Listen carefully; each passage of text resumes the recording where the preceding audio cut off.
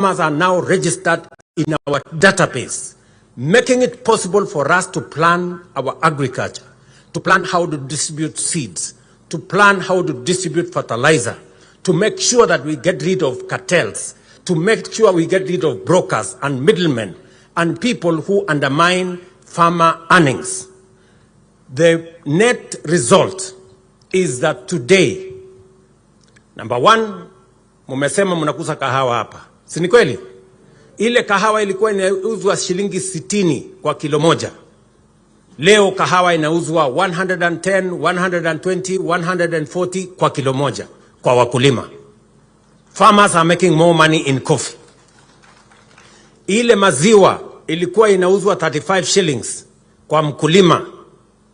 Leo wakulima wanapata pesa zaidi kwa maziwa yao.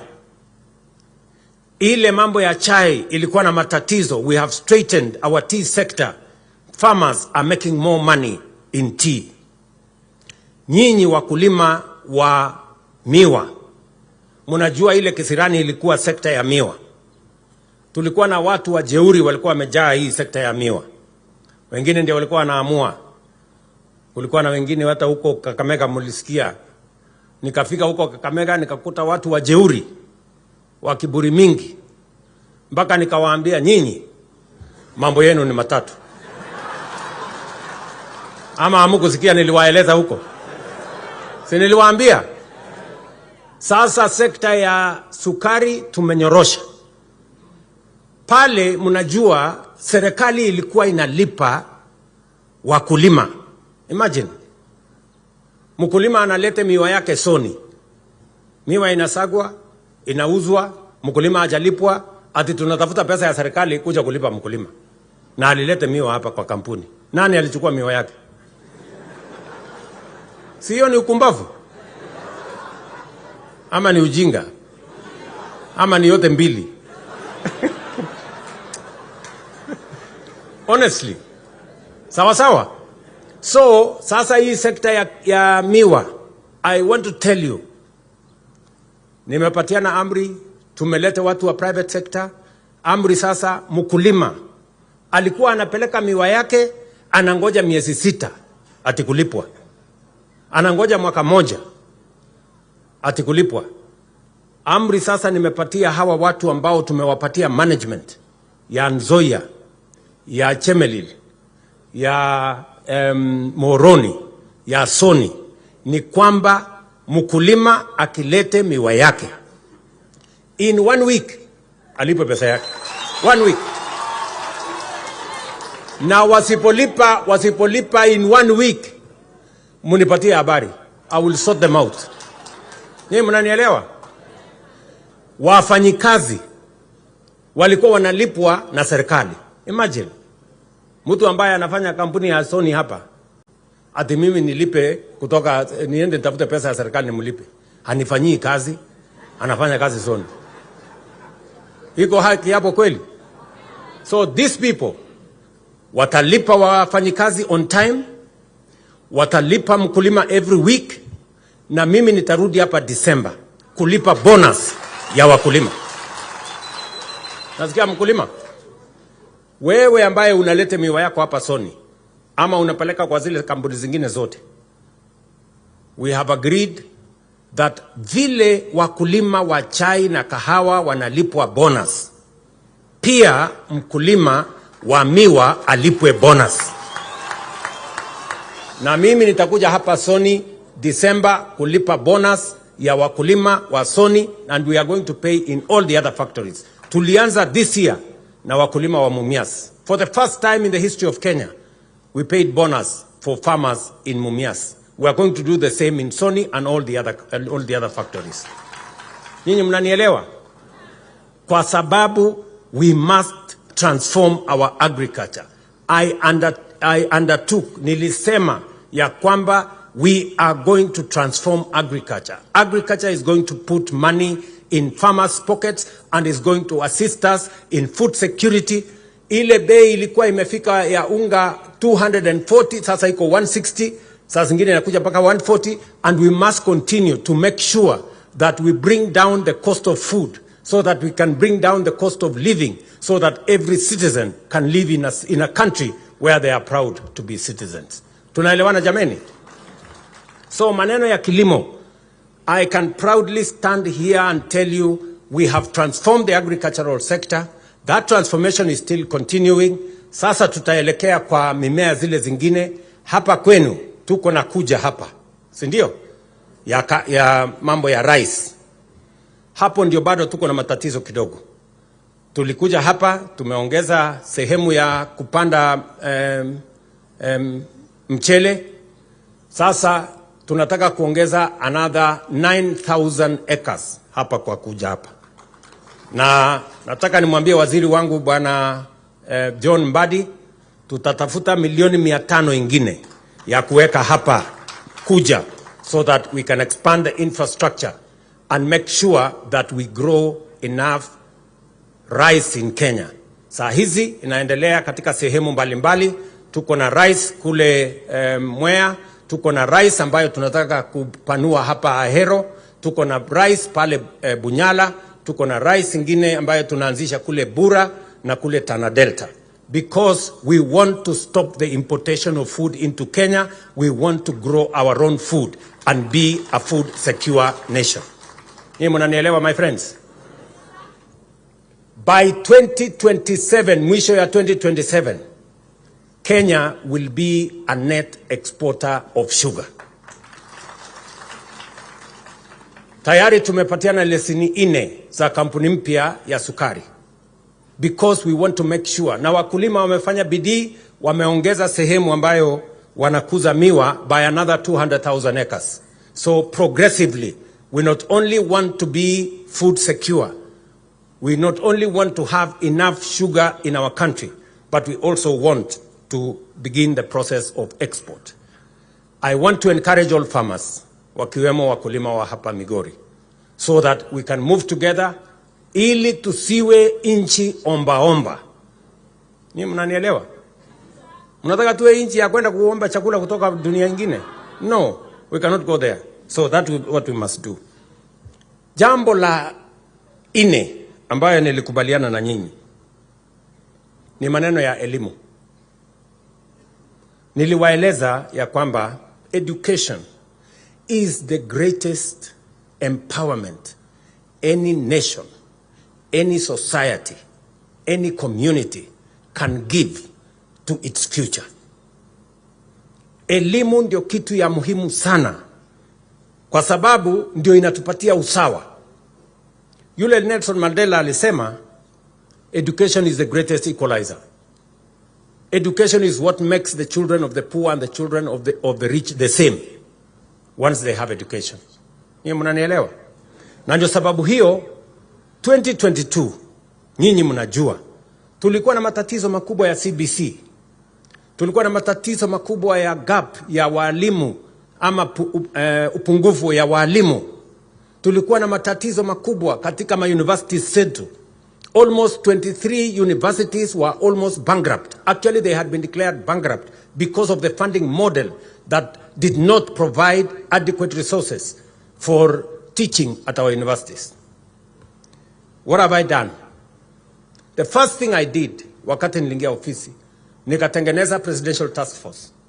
Na tukakubaliana we must sort out our education, because if we don't, we risk our future. Ndio sababu hiyo tukafanya mambo matatu ya muhimu. Jambo la kwanza, tukakubaliana mambo ya CBC.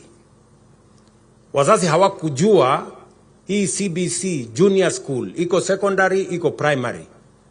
Wakitoka hapa wanaelekea wapi? Transition itakuwa namna gani? Madarasa itatoka wapi? We straightened CBC. We now have clarity on the transition between ECD, primary school, junior school, secondary school, all the way to our universities and TVETs. Number 2, tukasema lazima tuondoe pengo iliyoko kubwa ya walimu. Hakuna vile masomo inaweza kuendelea shuleni kama hakuna mwalimu wa kumfundisha watoto wetu. And that is why I took the step to hire additional teachers. And I must thank the teaching fraternity, both NAT and KUPPET and all the other stakeholders for understanding. We even hired some teachers on internship because we wanted to bridge the gap. I want to say to the teaching fraternity, when we worked with you and we told you that even these ones who we are hiring as interns, they will be confirmed. You believed us, and we have confirmed almost all of them. And we are going to do that. Sasa tumewaajiri an unprecedented 76,000 teachers. As I committed, we are hiring another 24 teachers by December, January next year. We will have hired 100,000 teachers in 3 years. The highest ever in the history of the Republic of Kenya by any administration. And it is because we believe in our future. And we believe our future is secure when we have a population, when we have a citizenry that is educated, that has knowledge, that is trained, that has expertise, and can contribute meaningfully to the growth of our nation. Tumeelewana jameni?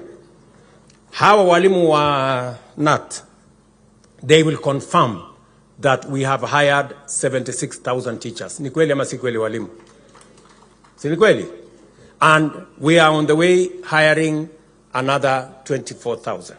And we will continue to fill in the gaps for those who exit the service, either through natural attrition or through other means.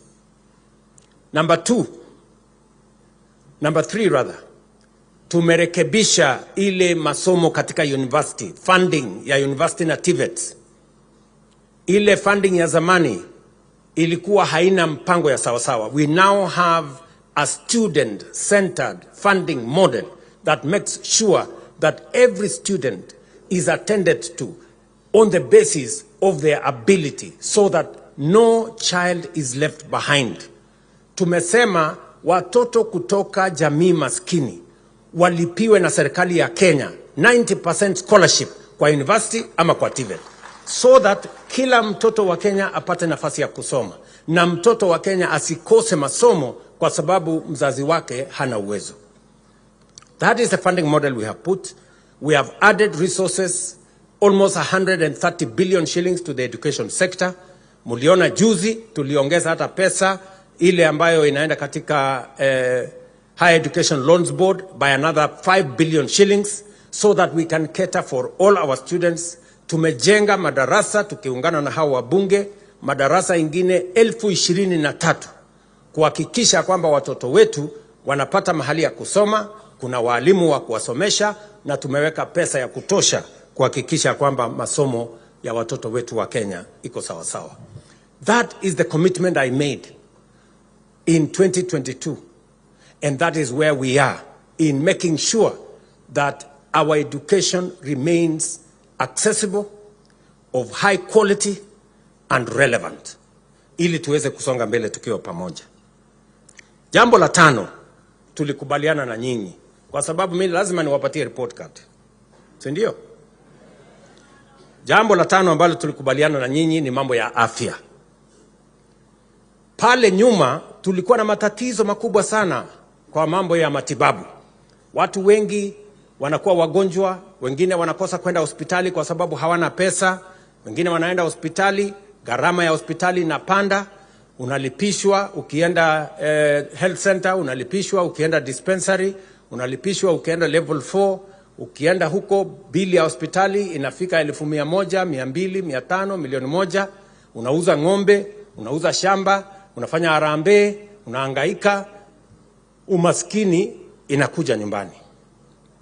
Na niliwaeleza, we are going to implement a program that is going to make sure that every citizen of the Republic of Kenya has access to health, so that health is not a privilege for those who can afford. It is a right for every citizen, because it is a constitutional imperative for any government. Tumekubaliana jameni? So, na unajua shida ya hii afya, universal health coverage, ni jambo ambalo tumekuwa tukijaribu kufanya kwa muda mrefu, lakini tulishindwa. Ilikuwa kwenye manifesto ya NAC, ikashindikana. Ikawa kwenye manifesto ingine kule nyuma, hata ya Jubilee, ikashindikana. juzi ilikuwa kwa manifesto ya Azimio, ilikuwa kwa manifesto ya Kenya Kwanza, na ndio nimesema this time round we must implement this program. Na mimi nataka nishukuru wabunge. Nimeketi chini na wabunge, nimeketi chini na maseneta, tukapitisha sheria 4. We are now completing the 5th piece of legislation to make sure that our health is carried out on the firm foundation of the law, making sure that we are clear on what will happen and what citizen responsibility there is and what is the responsibility of government. What has happened? Nyinyi mnajua ya kwamba tulikuwa na community health promoters ambao hawakuwa wanalipwa pesa yoyote. Sasa community health promoters, county government wanalipa hawa pesa kidogo, mimi nalipa hawa pesa kidogo. Community health promoters are the foremost patriots, the people who have assisted us. They visit homes, they visit villages, kutupatia maneno ya watu ambao wanakaa mashinani, maneno yao ya matibabu. Number 1. Number 2, tumekubaliana ya kwamba sasa kila mwananchi ataenda hospitali, na nataka mnisikize kwa makini. Dispensary, health center, sub-county hospital. Wewe mwananchi utaenda kwa dispensary, health center, sub-county hospital, level 4, outpatient, ile unaenda kutibiwa na kwenda nyumbani. Utaenda utibiwe, upatiwe dawa, na mtu asikuulize pesa yoyote. Wewe utoke hapo uende nyumbani. Wacha nirudie. Unataka nirudie? Wacha nirudie ndio msikie vizuri. Sawa sawa?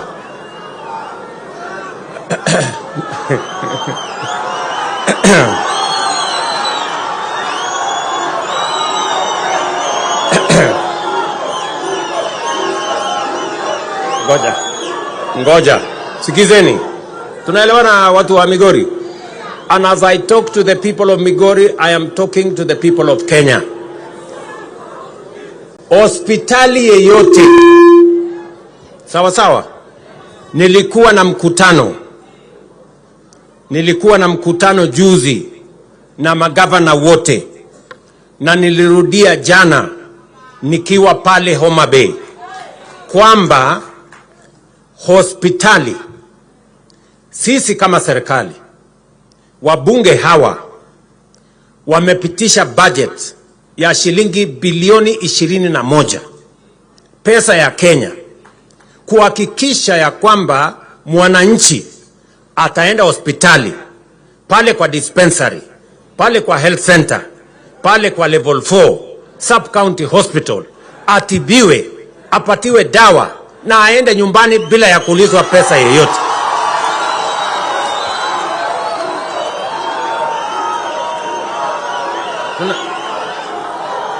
Tunaelewana? Na wale,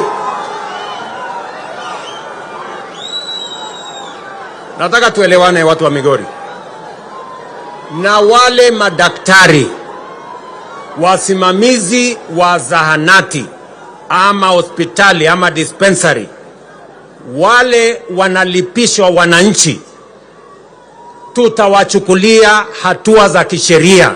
It is illegal for anybody to demand money from citizens when they go and seek treatment. Tumeelewana jameni? Jambo la pili, kila mwananchi, ile kazi lazima ufanye wewe mwananchi, ujiandikishe kwa SHA. Kujiandikisha peke yake, na hauitishwi pesa kujiandikisha kwa SHA. Sawa sawa? Mimi nataka kwanza niulize, wangapi wamejiandikisha kwa SHA kwa hii mkutano?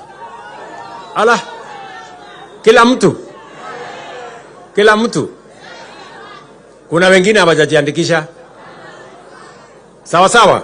Sasa mimi nauliza wananchi wote, ukijiandikisha, number 1, utaenda hospitali, utatibiwa, utaenda nyumbani bila ya kuulizwa pesa. Hatua ya pili, kama wewe unaenda kulazwa hospitali, si ndio? Ufanyiwe upasuaji ama ufanyiwe anything beyond the outpatient. Hapo sasa ndio tumesema ya kwamba sisi ambao tuko na mshahara kubwa kama mimi sasa nalipa 50,000 every month. Huyu Mbadi analipa 30,000 every month. Hawa wabunge wenu wanalipa 28,000 every month. Si ndio? Hawa watu walipe wako na pesa. Ndio tuweze kupata pesa ya kutibu wale wananchi wengine kule chini. Si ndio? Tumesema hapo sasa mtu atalipa kulingana, sikizeni, mtu atalipa kulingana na uwezo wake. Yule mama mboga pale chini, sawa sawa, yule ambaye hana uwezo tutamlipia kama serikali. Yule ako na uwezo ya kulipa 300 atalipa 300. Yule ako na uwezo ya kulipa 400 atalipa 400. Yule ako na uwezo wa kulipa 1,000 atalipa 1,000. Yule mwenye mshahara kubwa kama mimi nitalipa 50,000. Mnanielewa? Ndio Kenya iweze kwenda mbele sawa sawa. Na mimi nataka niwaambie kwa mapenzi ya Mungu, Mungu ametujalia wa Kenya waliojiandikisha. Wale wa zamani wa NHIF walikuwa wa Kenya milioni 7. Saa hizi wa Kenya ambao wamejiandikisha pamoja na nyinyi ni wa Kenya milioni 25.2, na tunaendelea kuwaandikisha wa Kenya karibu 30,000 kila siku, mpaka tuhakikishe ya kwamba hakuna Mkenya hata moja ambaye atakosa matibabu kwa sababu hana pesa ama kwa sababu nyingine. We want to make sure health is not a privilege, it is a right for every citizen. Tumekubaliana ndugu zangu watu wa Migori? Migori hoye! Tumekubaliana? Na nitafuatilia kwa sababu we must make health work for all our citizens. Jambo la 6 mlinipatia mkaniambia nitengeneze ni maneno ya mabarabara. Si ndio? Maneno ya barabara.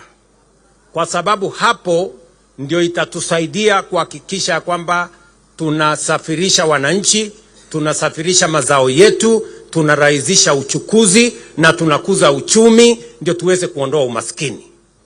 That's what we must do. Tulikuwa na matatizo makubwa sana kwa sababu tulikuwa na kandarasi nyingi lakini hatukukuwa na pesa. Ikabidi kwanza tudhibiti mambo ya uchumi. We stabilize the economy first so that we can find the resources to drive our infrastructure development.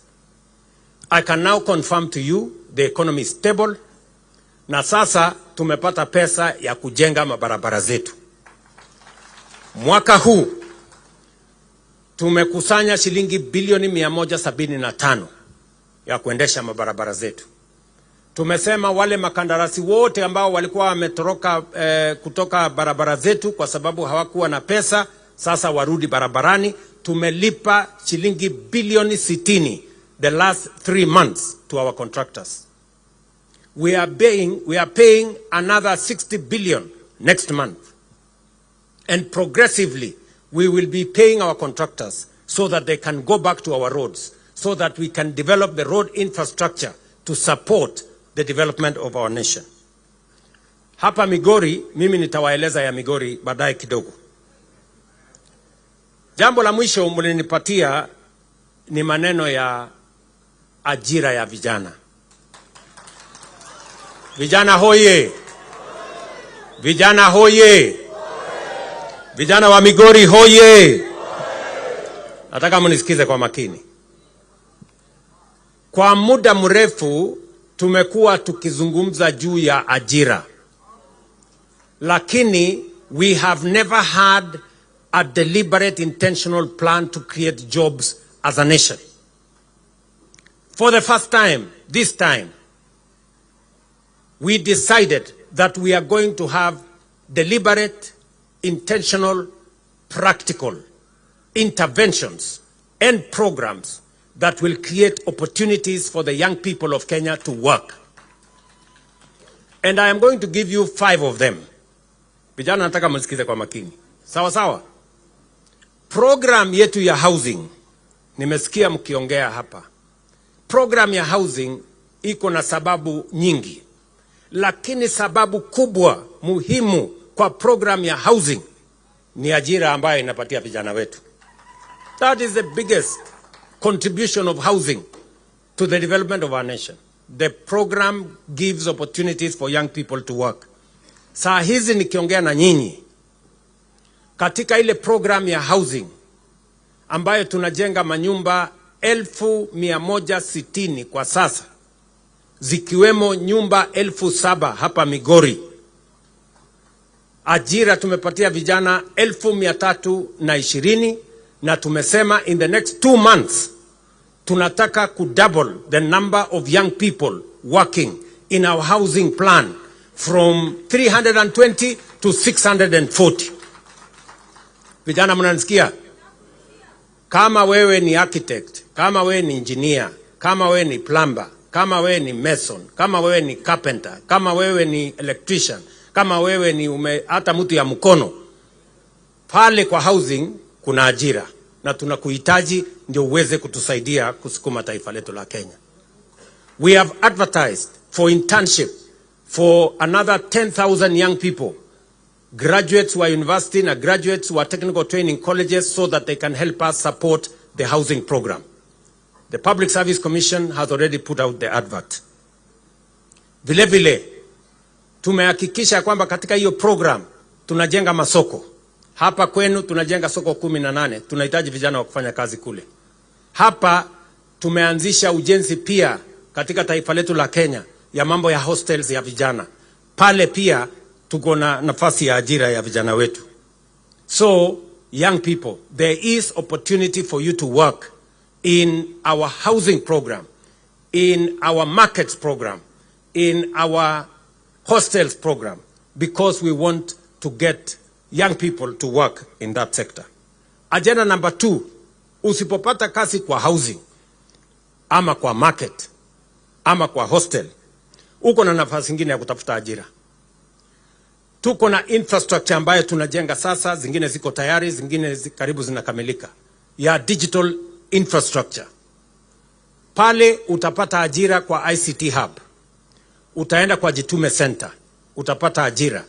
We are now laying the fiber optic, na nimekubaliana na wabunge tuwe na ICT hub kwa kila ward katika Republic of Kenya, ili pia tupange ajira ya vijana pale, kwa sababu tuko na kampuni nyingi wanataka kuajiri vijana wa Kenya on the digital platform, and the Kenyan human capital is the best.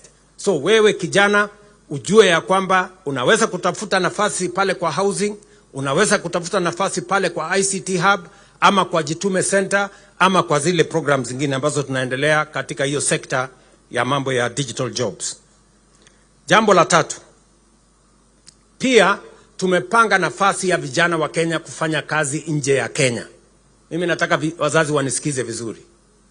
Tuko na nafasi ya vijana wa Kenya kufanya kazi Ujerumani, Uingereza, Ufaransa, Marekani, UAE, Saudia and many other areas.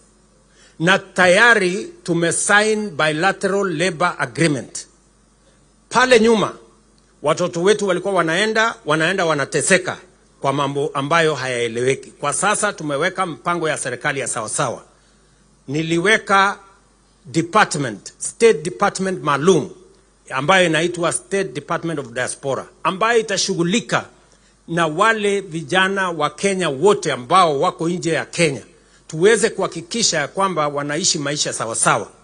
Saa hizi kijana akitoka hapa Kenya aende afanye kazi Saudia, aende afanye kazi UAE, aende afanye kazi Marekani ama Uingereza ama Ujerumani.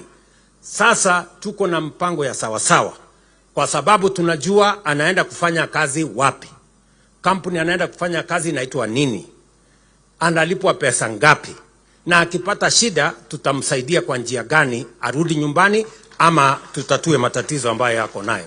So we have made that space very clear. Na mimi nataka munisikize vizuri. Kufikia sasa, in the last 2 years, vijana 330,000, 430,000 people, young Kenyans, they have gotten jobs outside Kenya under that program. Nyinyi watu wa hapa Migori mujipange. Hawa viongozi wa bunge hawa wanajua National Employment Authority iko na portal ambaye wewe kama kijana you can log in to National Employment Authority. You will see the number of jobs that are available. You can apply. Na kama hauna pesa ya kulipa passport ama kulipa ile malipo ambayo unahitaji ama kulipa tikiti, sisi tutakupatia pesa kama taifa la Kenya under the Youth Enterprise Fund. Tutakupatia pesa, lakini hiyo pesa ukishafanya kazi utatulipa hiyo pesa. Sio pesa ya bure. Tunaelewana? Tumekubaliana? So sikizeni vijana. National Employment Authority has an opportunity for you to work outside Kenya. You must tap into that resource because we want to grow the number of young people who have jobs. Jambo la ine. Vijana bado tuko pamoja? Mnanisikia? Nasikia my friends. Kazi haiwezi kuja kutafuta nyumbani. Mambo ni kujituma. Mambo ni kufanya nini? Lazima ujitume. Now we are working with a new program. Kwa sababu tunajua ya kwamba kuna vijana wengi wako na biashara ndogo ndogo. Lakini kidogo capital inawasumbua. Kweli ama si kweli? Sasa tumefungua application. Wewe kijana. Tumefungua application *254#. Uende kwa mpango inaitwa Nyota. Sikia wewe andika bwana, wacha kuniangalia. *254#. Uende kwa Nyota. Sawa sawa? Hapo ndani utakuta application. Tunataka vijana wa apply. Kama wewe ni biashara ndogo ndogo ile inaitwa SME. Tunatafuta vijana 1,100 Kenya, 100,000 in every ward. Tunatafuta vijana 70. Na hawa vijana 70 in every ward tutapatia pesa grant, sio loan. Tutapatia wewe pesa grant ya serikali 50,000. Vijana hoye. Mumeandika ama bado mumeandika? Hapo uapply kwa mtandao hapo. Sawa, wacha mtu ya kuku ngoje kidogo mtu ya kuku. Sawa. Ngojea tuna kuku, tutaonana na kuku baadaye. Vijana hoye. Tumekubaliana? Sisi tunataka kijana upate, tutaonana baadaye ndugu. Waketi tu hapo, angoje hapo kidogo.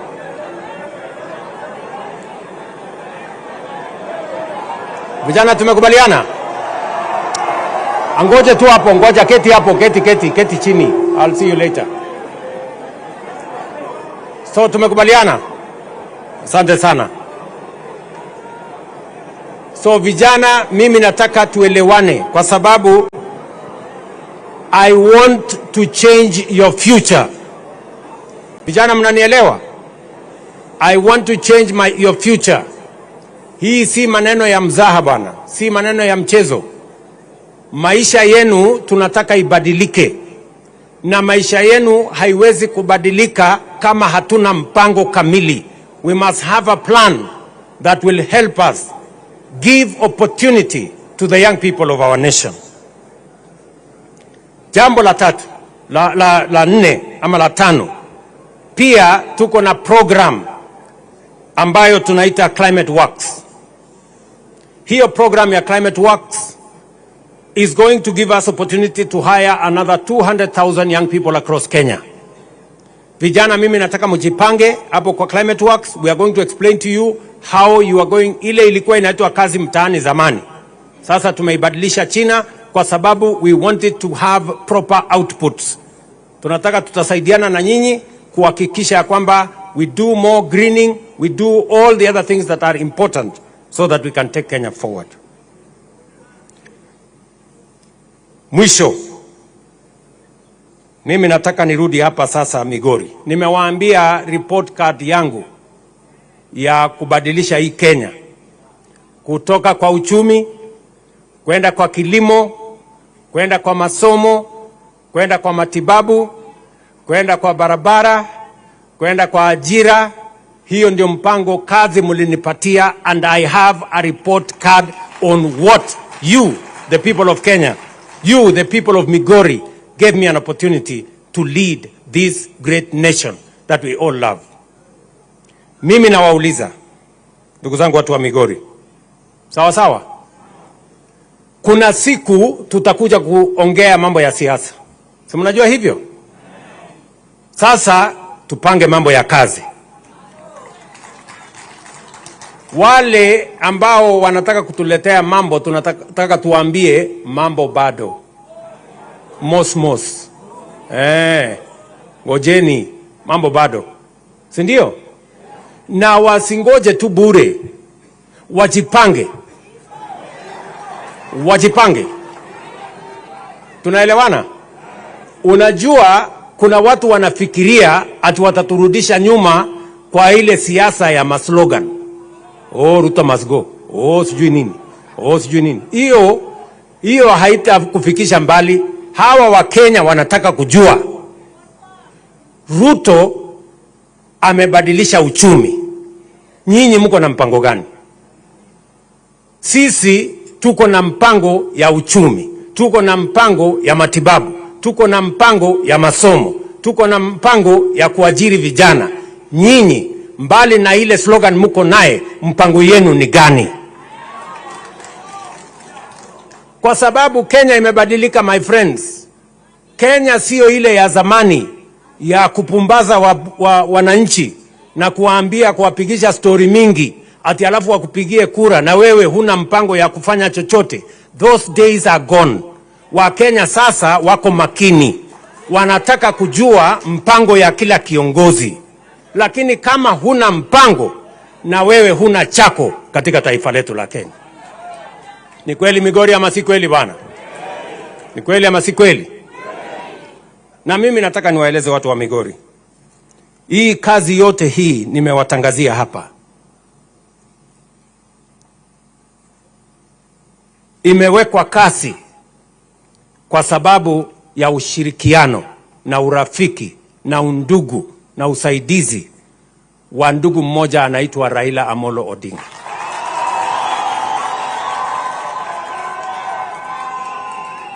Kwa sababu yeye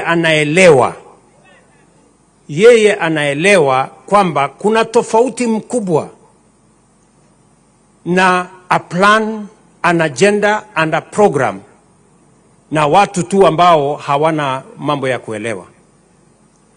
When the nation needed leaders to stand up to stabilize this nation, Raila Odinga stood up to stabilize this nation together with me. Tunaelewana? Na ndio tukashirikiana. Leo mimi nataka niwaeleze watu wa Migori vile nitawaeleza watu wa Kenya. Kenya hii haiwezi kujengwa na wachache. Kenya hii haiwezi kujengwa na mirengo. Kenya hii itajengwa wakati wa Kenya wameungana, wameshirikiana, wanafanya kazi kwa pamoja. Na ndio sababu sisi tuko na serikali ya broad based. Nyinyi watu wa Migori mko broad based ama mko ingine? Hapo kwa broad based.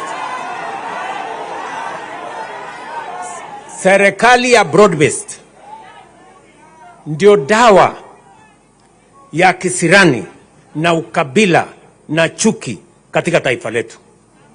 Broad-based government, the one that brings all Kenyans together.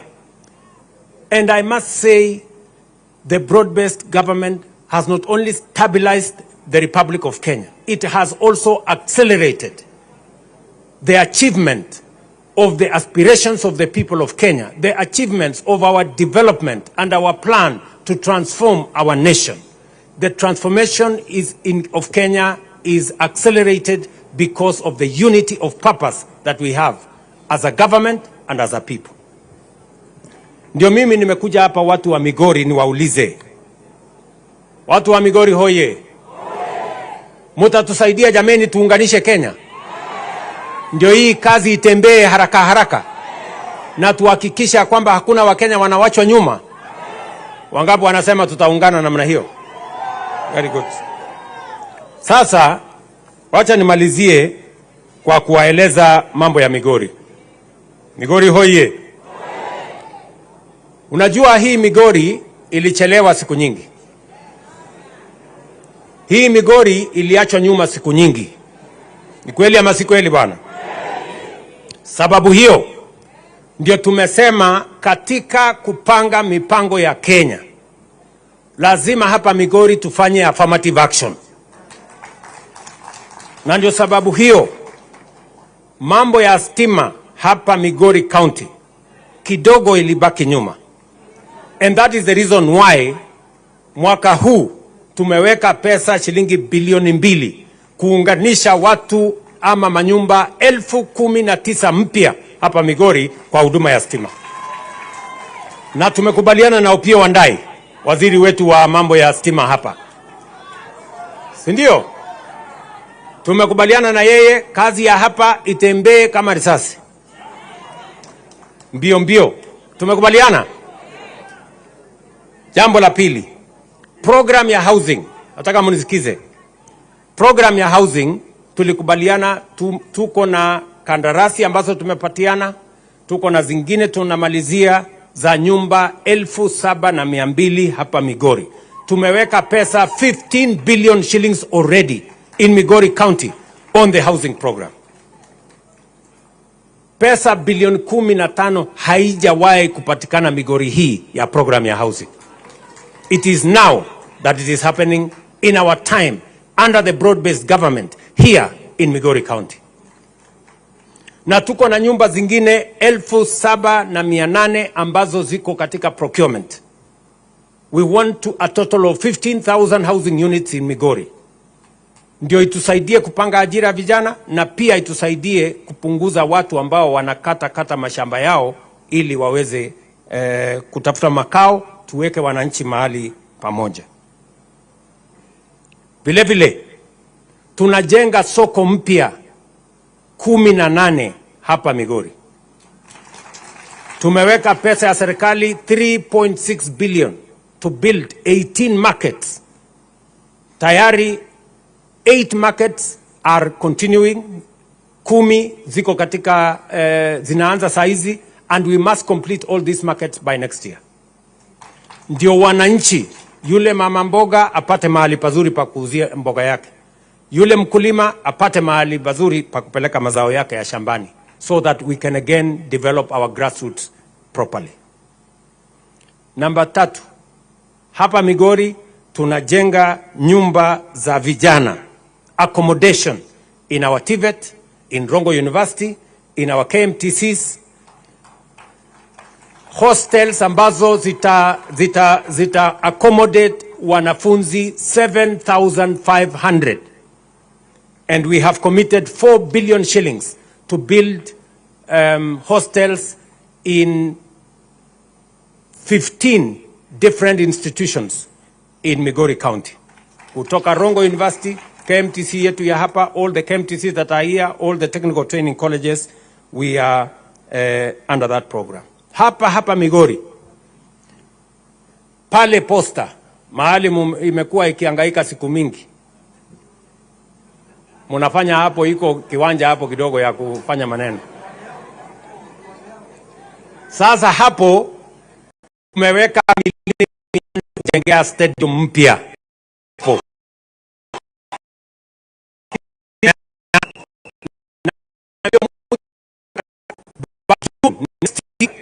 Stadium imekuwa tayari.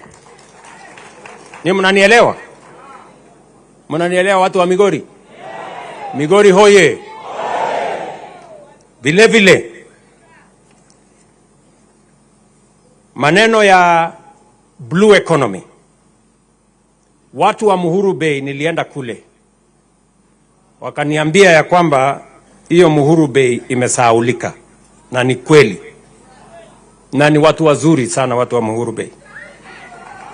So nilikubaliana na Mheshimiwa Rais, kwa sababu ya ile style unafanya kazi, kwa sababu tunaona results. Wangazi wanasema tutam hata ni kidogo kwa Mheshimiwa Rais. Mheshimiwa Rais, kwa hivyo sisi tutaendelea kukuunga mkono saa hizi ni hata huko mbele. My leader Junet, karibu sana Mheshimiwa, kuja sasa uweze kuaudit.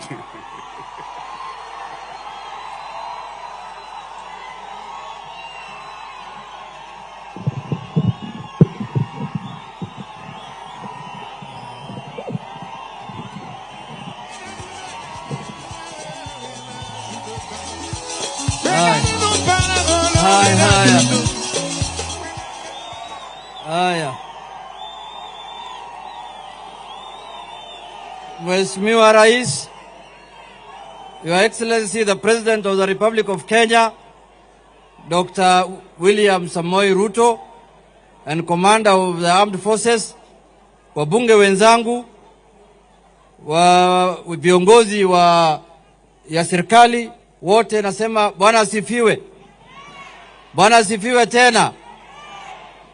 Mheshimiwa Rais, mimi wakati nilipata mwaliko ya hii mkutano, mimi nilifikiri nimeitwa mkutano ya kujadili mambo ya Migori peke yake. Lakini Your Excellency, I didn't know I was invited to the address of the nation happening in Migori County. That you have come to speak to the Republic of Kenya from Sony Sugar or from Wendo, Your Excellency. So Your Excellency, you know when the President does his national address, the way he does in Parliament, what follows subsequently in the debate of the address of the President. So what we are going to do here is just to debate your address. And it is through inafanyiwa kwa 3 sittings. But now I'm going to reduce it to 1 sitting, because I'm the acting speaker now. Na pia hawa in Parliament pia Your Excellency, kuna kitu naitwa limitation of time.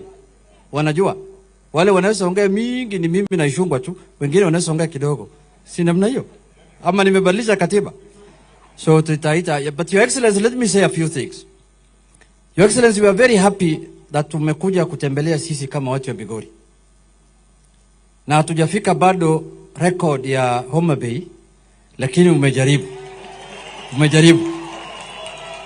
We were almost forming a commission of inquiry on what is happening in Homa Bay, because there is something that we don't know that is happening, but everybody is interpreting in his own way. But I can see now Migori is coming up now, Your Excellency, so we are very happy.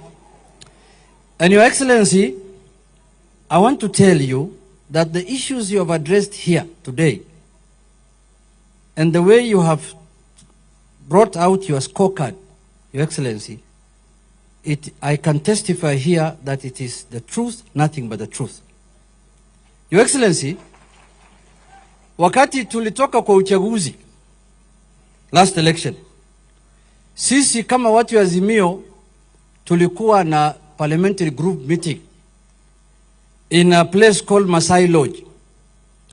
Na hiyo mkutano, party leader yangu alikuja, Baba Raila Odinga. Na chairman ya Azimio ambaye alikuwa former president Uhuru Kenyatta. Na former president aliongea pale akasema vile mambo ya nchi iko saa hii kiuchumi, nimepatia hii serikali mwezi 3. Nikasema kumbe kitu yetu naweza rudi baada ya mwezi 3. Nikaanza kupiga makofi. Amesema mwezi 3 kwa mambo ya uchumi, hao watu watainua mkono juu. Mimi nikaanza kuhesabu masiku. Mwezi ya kwanza hakuna kitu, mwezi wa pili hakuna kitu, mwezi wa 3 hakuna kitu, mwezi wa 4 hakuna kitu, mpaka Mungu akalete broad based. Ndio sasa nikasema kumbe hii ndio Mungu alikuwa anapanga. Your Excellency, when you took over as the President of Kenya, you know I was in the previous parliament and Mungu akawacha Suna East hapa wakanisaidia wakanirudisha. We all know the situation, vile economy ya Kenya ilikuwa, Your Excellency. Kenya was in a debt trap. Kenya ilikuwa, you know, we were saying saa hiyo kama wale wanakupinga kabisa, tunasema these people will default. It's not if, it is when. Lazima hata hawezi kulipa deni ya Kenya. Shahidi mwaka ya 3. Deni zimelipwa, Mungu akaleta neema zake za broad based. Unaona sasa tuko na wewe hapa Migori. Mambo sasa imebadilika. Yule mtu anapanga dunia hii ni Mungu, sio sisi. Sio sisi. Your Excellency, uchumi hii ilikuwa katika hali mbaya sana. You remember the exchange rate was going very high. Ilikuwa inapanda. One person assured me that time, wakati ilikuwa nakupinga, wewe ngoja, hii kitu itafika 200 shillings very soon. Nikasema, Mungu halali kumbe. Wacha hii mtu anguke, tupate hii kitu. Unakumbuka vile uchumi now, today, in parliament. Yesterday I was in parliament, that's why I came this morning here. Now we are discussing sessional paper in parliament on how to give Kenyans an opportunity to buy Kenya pipeline in IPO, Mr. Speaker, Mr. President. This is the first time an IPO is being floated in Kenya since 17 years ago. The last IPO was done in Kenya 17 years ago. Ilifanywa wakati ya Kibaki. Na hii sasa wananchi wanataka kupewa nafasi. Na wale wamefanya hii, unajua referendum ya siasa, kama mnabishana juu ya siasa, vitu zinapelekwa kwa referendum. Referendum ya uchumi ni IPO. If you want to test how strong your economy is, unaleta IPO ili wananchi wanunue kitu. Utaona, if you see people wamenunua, there is oversubscription. Vile ilikuwa wakati ya Kenyan na wakati ya Safaricom, utajua hiyo uchumi sasa imestabilize. Now you are bringing an economic referendum. I don't know why you people chose, but you and Mbadi know that. We want to know this referendum, what is going to happen. If there will be oversubscription, inamaanisha uchumi hii watu wako na pesa. Na kama watu hawatanunua hiyo IPO, inamaanisha Wakenya hawana pesa. But the way I see, everybody is waiting for that IPO. Watu wanataka kununua shares kwa Kenya pipeline because they have money. That is how this economy has been turned around. Because of making very difficult decisions. Na unajua, hii uchumi isipotengenezwa, sisi zote tutaumia. Wakenya wote wataumia. I want to thank you so much for taking bold steps ya kuhakikisha ya kwamba uchumi wetu imeenda juu. Mr. President, unajua, the way things are going now under this leadership ya broad-based. Kwanza niruhusu, leo asubuhi niliongea na baba, aliniambia nilete salamu yake hapa, niwasalimie watu wa Migori. Mmepokea salamu yake? The way the broad-based now government is going, in fact, what you have just told the people of Migori here, Your Excellency, ile pesa umelete hapa Migori ya 15 billion ya affordable housing, 3.6 billion ya hii markets, sijui barabara zote, kala constituency yangu imepata 2, sijui ingine 3, ingine 2. I can confidently tell you here, ile serikali imefanya kazi hapa Migori County, kwa sababu mimi nimelelewa hapa na nimekulia hapa na hapa ndio nyumbani. Ni serikali ya ukoloni na serikali yako. I can tell you. Kwa sababu hii ofisi ya DC huko Migori, wakoloni ndio walituachia. Pale county commissioner sasa anakaa. That is the only thing we have as Migori people. Si mnajua nyumba ya ile ofisi ya DC pale iko?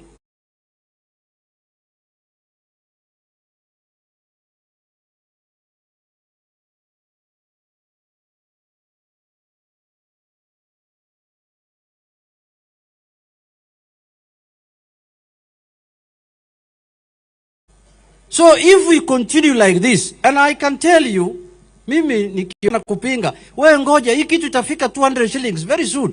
Nikasema, Mungu halali kumbe. Wacha hii mtu anguke, tupate hii kitu.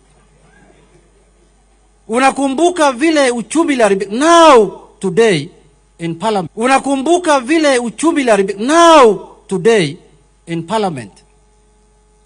Yesterday I was in parliament, that's why I came this morning here. Now we are discussing sessional paper in parliament on how to give Kenyans an opportunity to buy Kenya pipeline in IPO, Mr. Speaker, Mr. President.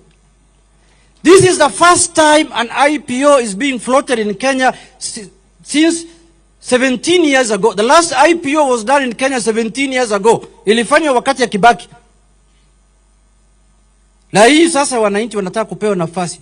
Na wale wamefanya hii, unajua referendum ya siasa, kama mnabishana juu ya siasa, vitu zinapelekwa kwa referendum. Referendum ya uchumi ni IPO. If you want to test how strong your economy is, unaleta IPO ili wananchi wanunue kitu. Utaona if you see people wamenunua, there is oversubscription. Vile ilikuwa wakati ya Kenyan na wakati ya Safaricom, utajua hiyo uchumi sasa imestabilize. Now you are bringing an economic referendum. I don't know why you people chose, but you and Mbadi know that.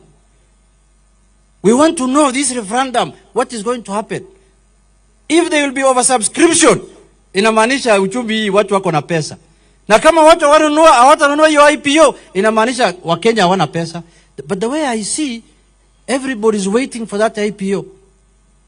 Watu wanataka kununua shares kwa Kenya Pipeline because they have money. That is how this economy has been turned around. Because of making very difficult decisions. Na unajua, hii uchumi isipotengenezwa, sisi zote tutaumia. Sababu hii ofisi ya DC huko Migori, wakoloni ndio walituachia. Pale county commissioner sasa anakaa. That is the only thing we have as Migori people. Si mnajua nyumba ile ofisi ya DC pale iko?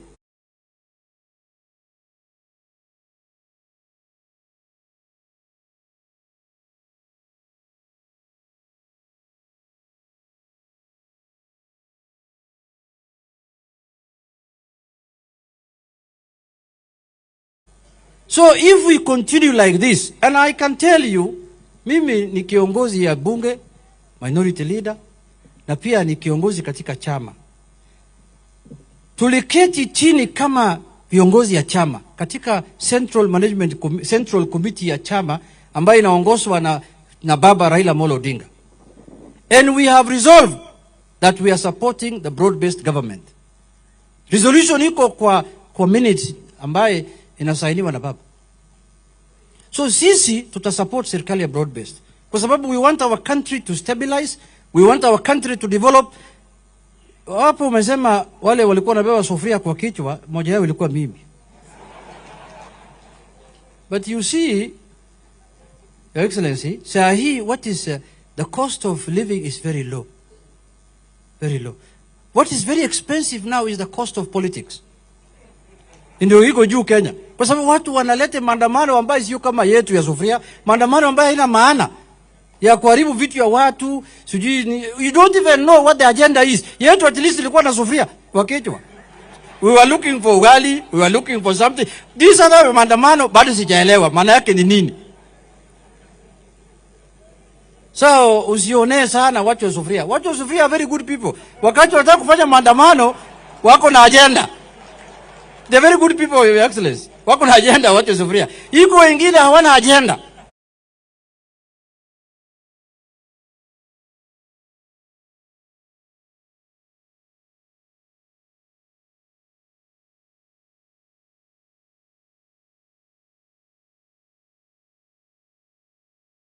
Is going to be an election and also a referendum. It's going to be an election that is going to determine this country once and for all the politics of exclusivity. Hii ya kuweka watu wengine pembeni na wengine wanakaa ndani itaisha 2027. Itaisha 2027. Another second politics that will end in 2027 is politics of entitlement. Hii politics ya kusema fulani hawezi kuwa rais, fulani anaweza kuwa rais, fulani hawezi kuongoza, fulani anaweza kuongoza. See, that one is going to 2027 because we want a country where everyone can become the president of this country, including myself. Sasa nikiturudishwa tamu mwingine moja, si baada hiyo si mimi nachukua kwako. Excellent. Now nimetosha kusema ukweli. Watu Migori wanajua. So Your Excellency, politics of entitlement will come to an end in 2027. So kwa kumalizia, kwa sababu sitaki kuongea mengi, Your Excellency, I want to tell you that as a party and as people, we are going to support the broad-based government. As you have alluded to, and you have announced here, we are going to have a parliamentary group meeting of Kenya Kwanza members of parliament and ODM party on Monday. That will be chaired by yourself and our party leader, Baba Raila Odinga. And we're going to discuss agendas that are going to take the country forward, because you have done a proclamation on how you want to help the communities that were affected, the people that were affected by the maandamano. You see, Your Excellency, it is religious, it is African customary to condole with the families that suffer death or injury. It's part of our culture. I've seen some people wanapinga, sema, oh, why do you want to compensate? Saa hii mtu akipata kifo, sisi wote tunatembelea, tunasema pole. Sasa kama serikali imeamua kutembelea mtu amekufa, shida yako ni nini? What is your problem? So, mimi, I'm very happy that you have decided, you've made a bold step. And you know, I'm very happy because mimi nilikuwa nafikiri hiyo proclamation itasema ati utakompensate wale watu wameumia from 2024 juice hii. Bana, the people who have felt the brunt of maandamano in Kenya ni sisi ODM. Na unajua, ulituacha kwa maandamano ukaenda. Ulituacha. Tulianzisha chama pamoja, ukanyorosha kona nyingine, ukawacha sisi kwa maandamano. Lakini I'm very happy you came and looked for us. Uliangalia usema kuna watu niliwacha hawa nyuma huko nyuma. Mkuje bwana. Mkuje, tafadhali mkuje hapa mbele. The people who have gone through the effects of this maandamano in ODM. So when the proclamation said that we are going to start from 2017, I was very happy. Because that day, there's a day we picked Baba from the airport in 2017, Your Excellency. Tukatoka airport, tukakuja na Uhuru hiyo barabara ya Mombasa Road, tukaingia Likoni Road. Tukaenda hii Likoni Road industrial area, katikati ya Landis Road na hiyo Likoni Road, we lost 17 people on that road.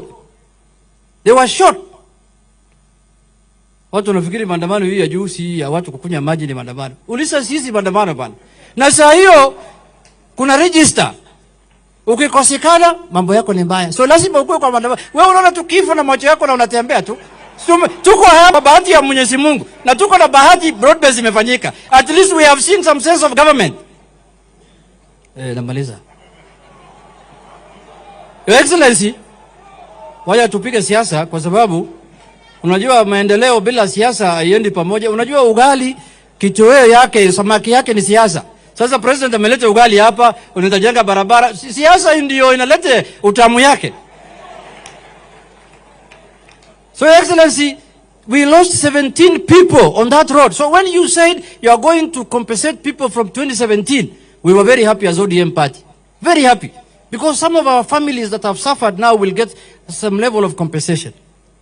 And then also the other issue is you did proclamation together with Baba now on implementation of the 10-point agenda, Your Excellency. And that 10-point agenda had nothing to do with personal issues. It was about compensation, constitutionalism, rule of law, ilikuwa uchumi, kulete what you are doing here now. So me, I don't know why anybody on this earth will fight the 10-point agenda in this country. Everybody should have supported it, including now nimeona mtu ametoka hapa Kenya, ameenda Amerika. Hata karibu nisahau. Karibu hata nisahau. Ameenda, yani ametangaza vitu zake hapa Kenya ya ujinga na ukabila, sasa amepeleka paka huko Amerika. Unaenda kutusi president yetu huko Amerika, unaenda kutusi nchi yako huko Amerika. How unpatriotic can you be? Yani kwa kutolewa tu kazi. Na mwenye ametoa kazi hata sio president ni mimi. Mimi nimetoa Na tumetoa kwa sababu ya hiyo tabia chafu ambayo yako naye ya kuongea mdomo chafu namna hiyo. Ya huyu si ana share, yule iko na share, sijui sisi ndio wengi, nyinyi ndio wachache. Nani alikwambia mambo kama hiyo inaweza endeshwa hapa Kenya? Na una export hiyo tabia chafu paka Amerika. Ati president amekutana na Al-Shabaab, sijui.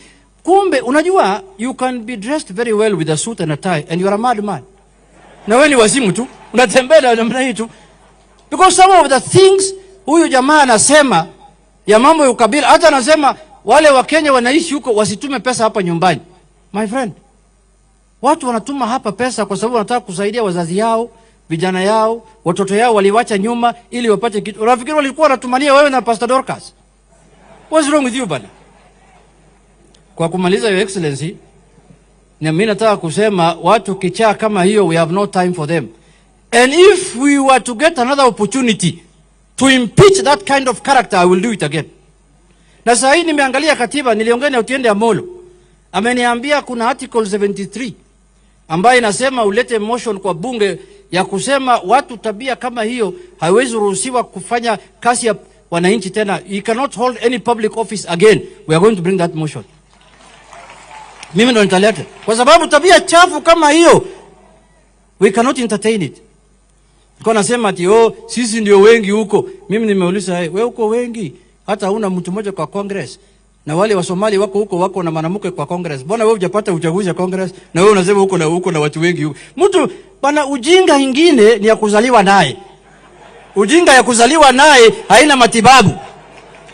Ujinga ya kuzaliwa naye haina matibabu. Wacha niwaachie hapo. Sasa nataka kualika wabunge dakika moja. There is limitation of time in debate. There is limitation of time. Ya, mimi yangu standing order sinasema 15 minutes. Nimetumia hiyo. Sasa nataka kwanza na wabunge hapa nyumbani. Wacha seniority, wacha nianze vile wameingia bunge mbele ya dada. Mathias Robin ndio tumekuja naye pamoja huko. Mathias, karibu. Mheshimiwa Wasuna ya Kuria West.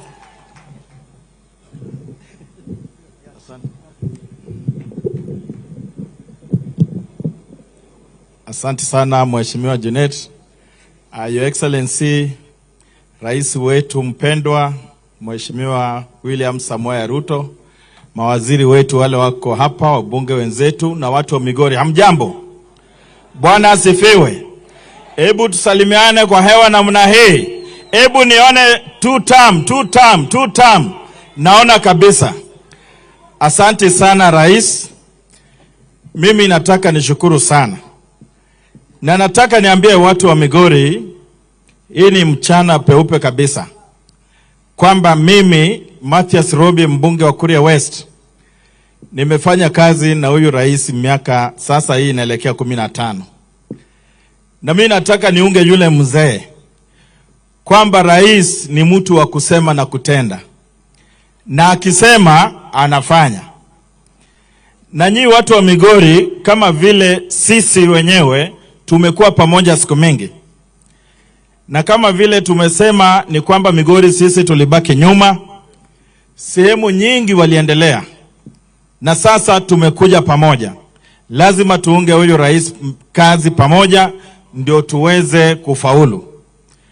Mimi rais, nataka niseme jambo kuwa yule mtu ambaye ameenda Amerika pale, kama vile Junet amesema na anasumbua, ukiangalia uchumi wa Kenya sasa hivi mambo iko sawa na nchi iko tulivu zaidi.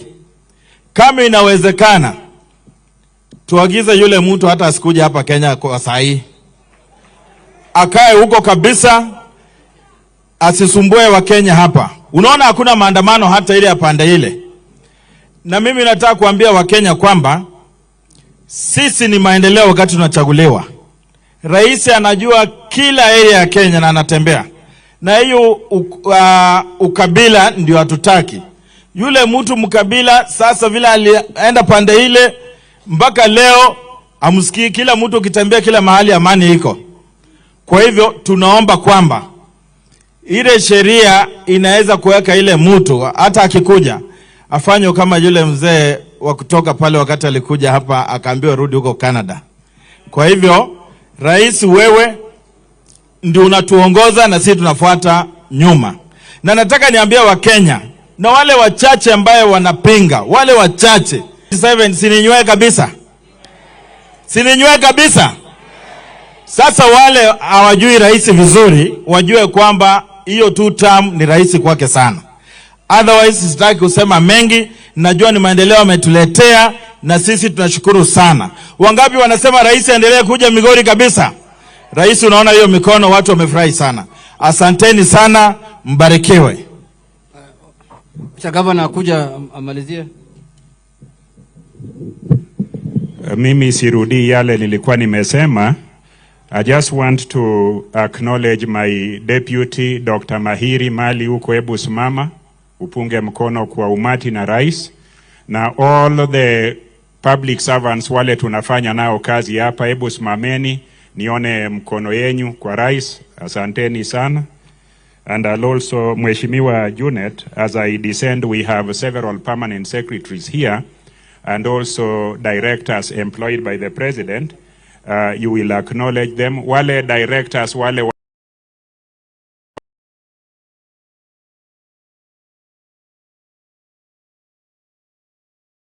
ground in finance.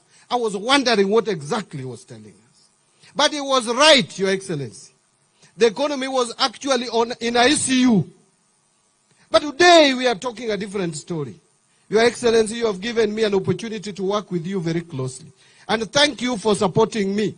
Because if you didn't give me space to work and support me, we would not be where we are today. And I can confidently affirm that inflation has been contained. Our reserves are healthy, over 5 months of import cover.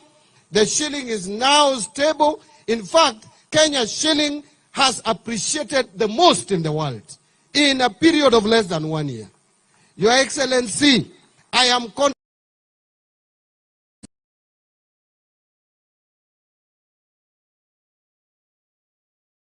My work is easy because I use ClickUp. Here's how I keep track of all my tasks. I start by brain dumping everything I need to get done. Participation, health diagnostics, and managing road accidents through monitoring speed. In technology, we will involve the youth and get their innovation on board. As I conclude, Your Excellency, Prime Minister, allow me to once again really thank my colleague governors, led by the Chair of the Council of Governors, for accepting that Homa Bay would be the host of this year's Devolution Conference. It looked like a pipe dream when we began to discuss it with Senator Kajwang when we were just elected. But we are very, very glad that colleague governors accepted that this small county, sometimes considered on the very far end of the world, be able to host this conference. I'd like to thank the chair of the steering committee, Governor Mutahi Kahiga, who has made several trips to Homa Bay in the process of planning. I'd like to thank the COG Secretariat team, led by the CEO, Madam Mary Mwiti, and the entire Secretariat. They have made trips here, they have spent sleepless nights. I know that seeing that this conference has become such a huge success gives you great satisfaction. I'd also like to thank very much my team, the county team that worked together with the COG team to deliver on this conference. Finally, I look forward to hosting you tonight to a sumptuous dinner at the Governor's Park.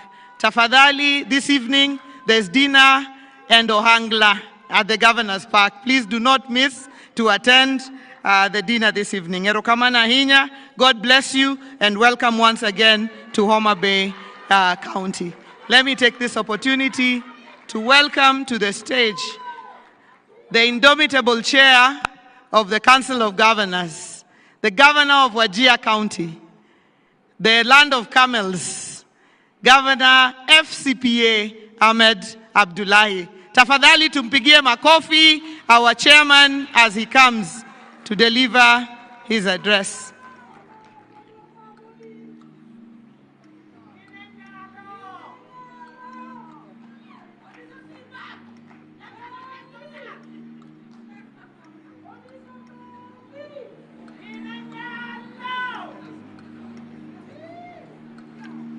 Very good. Thank you very much, Your Excellency, Governor Gladys Wanga. Our chief guest for the day, the Right Honorable Raila Amolo Odinga, Prime Minister, Excellency Governors and Deputy Governors who are here, the Cabinet Secretary for Health, the Honorable Aden Duale, Senators, Honorable Members of the National Assembly, representatives of the Judiciary, leaders of Homa Bay County and the Greater Nyanza region, Excellency Ambassadors and High Commissioners, Principal Secretaries, Speakers and members of the county assemblies, all national and county government representatives, private sector, civil society representatives, development partners, international delegates, all delegates, ladies and gentlemen, hamjambo. Good afternoon.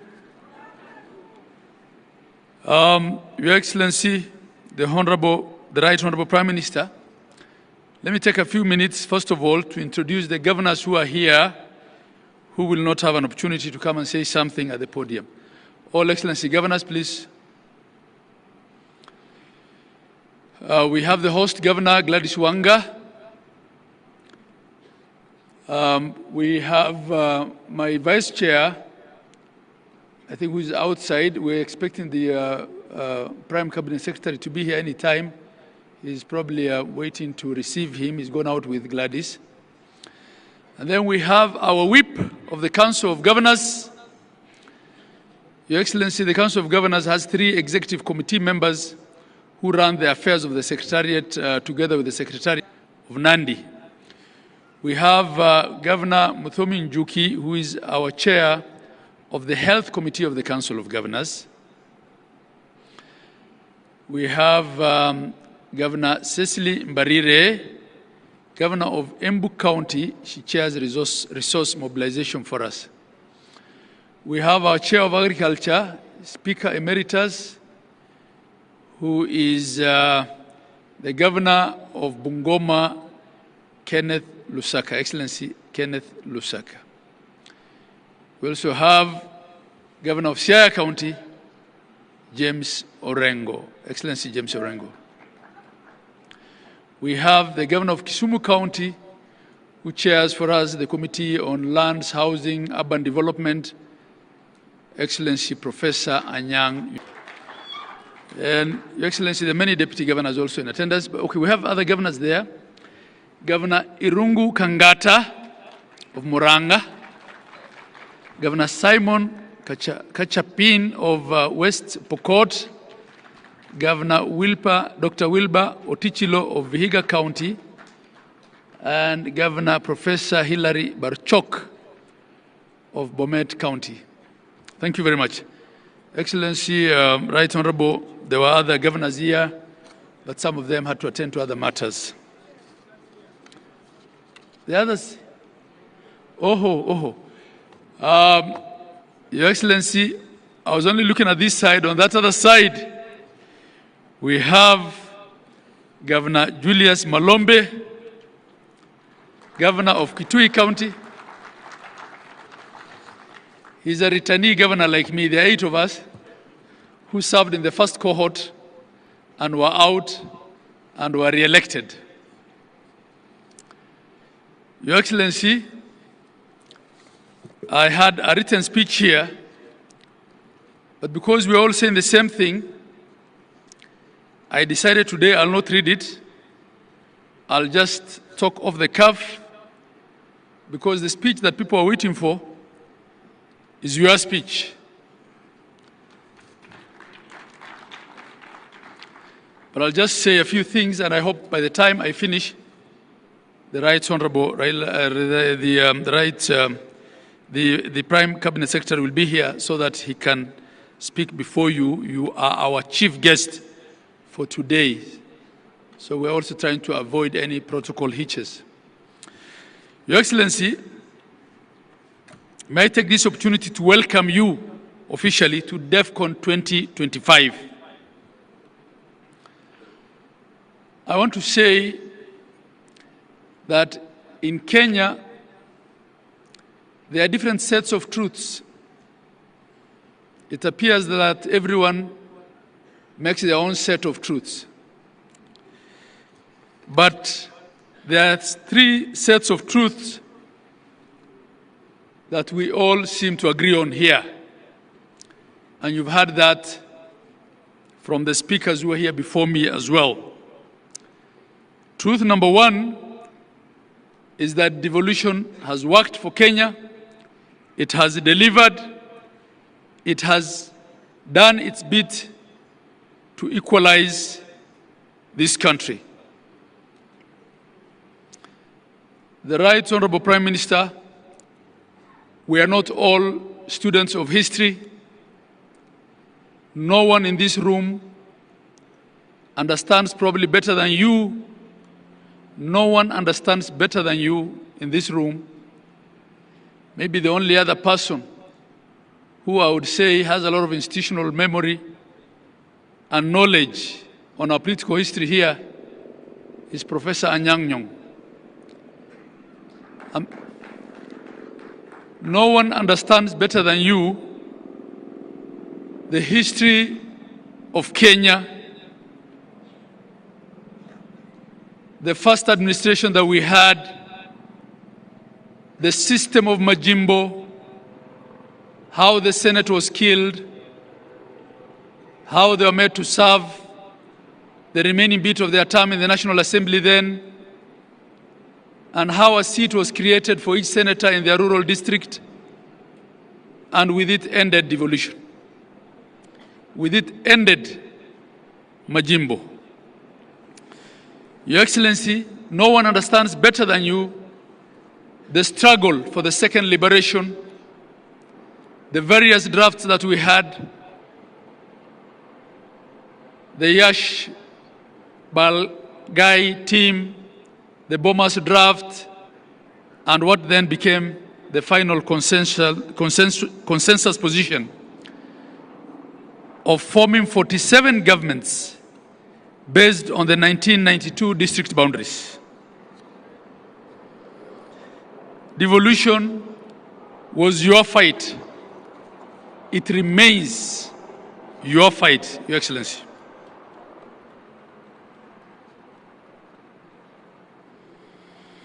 I'll just speak to a few of the issues that we keep raising.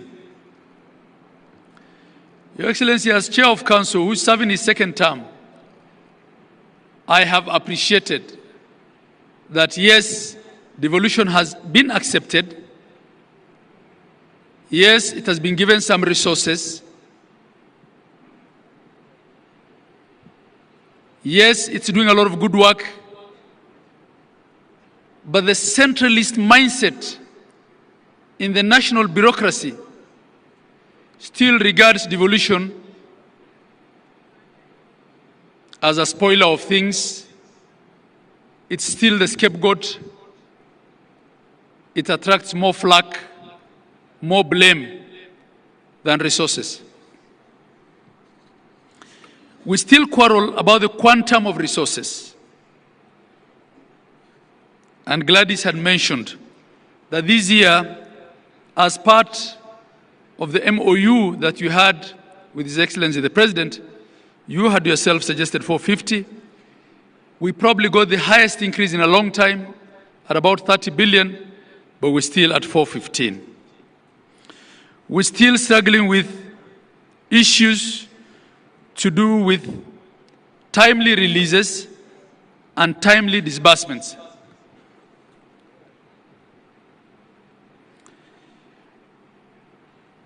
And what this does, Your Excellency, is that we end up in a situation where a nurse at Kenyatta National Hospital receives her salary at the end of the month, but in some counties, they have to wait for 3 months because not all counties have arrangements with commercial banks. We still contend with the question of respecting the functional integrity of the county governments, the question of clawbacks of functions that have been devolved, and the question of resources following functions. There's still a lot of duplication. There are things that ought to be done by the counties, which are still being financed through national government ministries, departments, and agencies.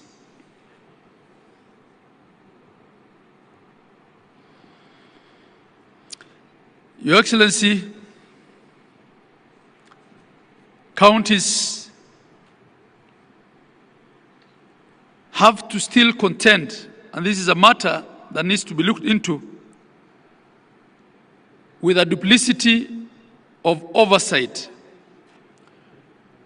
Our understanding as governors was that the first level of oversight for the county governments was the county assemblies, and that governors will then be called to the Senate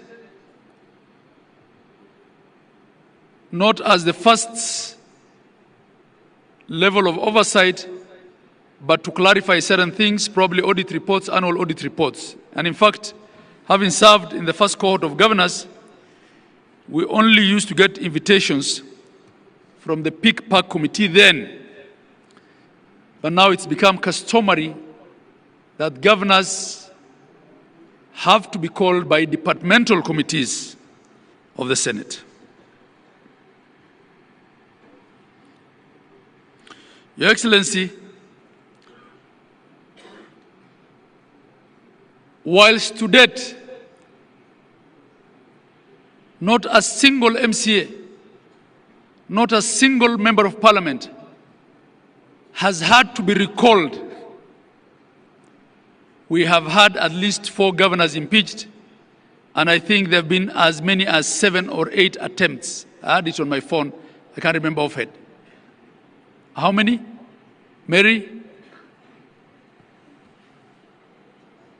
8 attempted impeachments, many of whom were salvaged at Senate. The question then begs, Your Excellency, is it only governors? Are Kenyans only electing the wrong governors?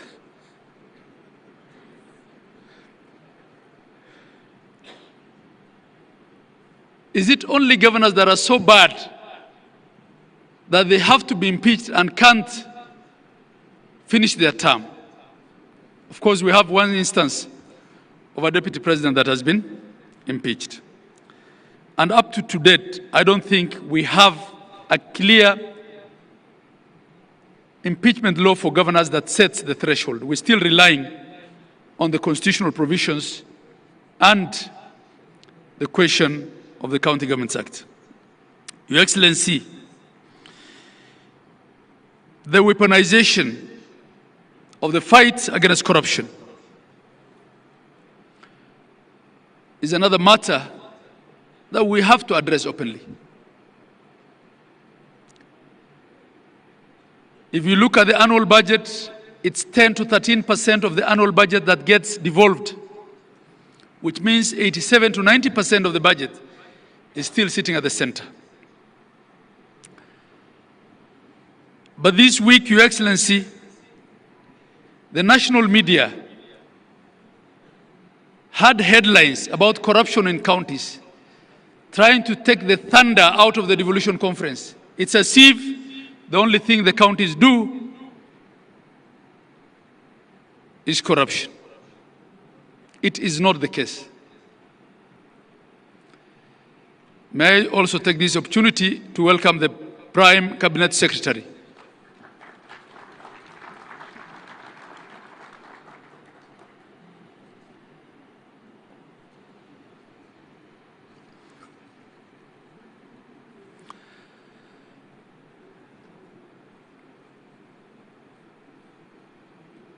You're most welcome, the Prime Cabinet Secretary. Karibu.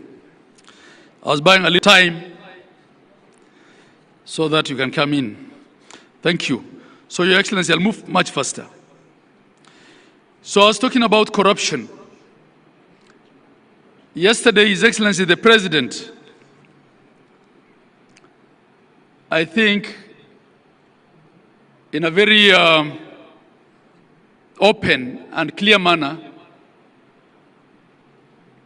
spoke to the question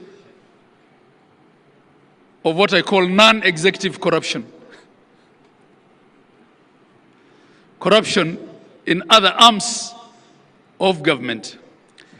Your Excellency, as a Council of Governors, we feel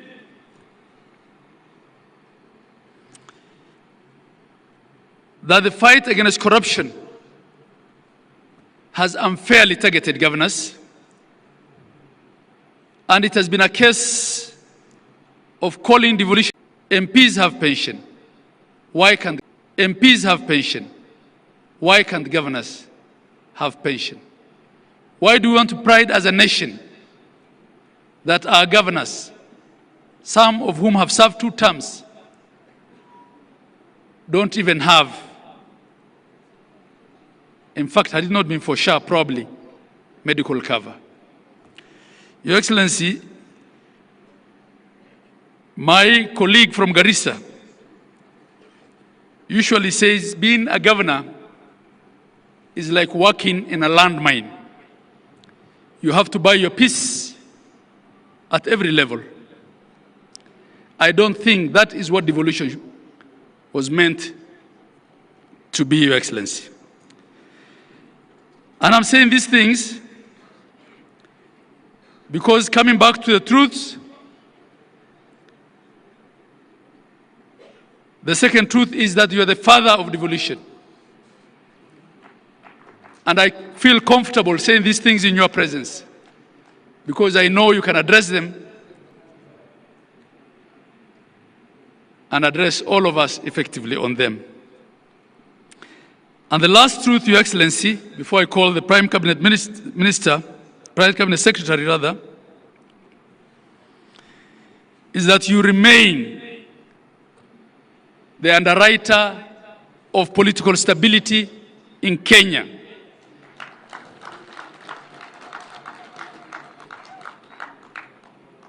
Your detractors will say all manner of things, Gen Z and protests and demonstrations, which turned into riots.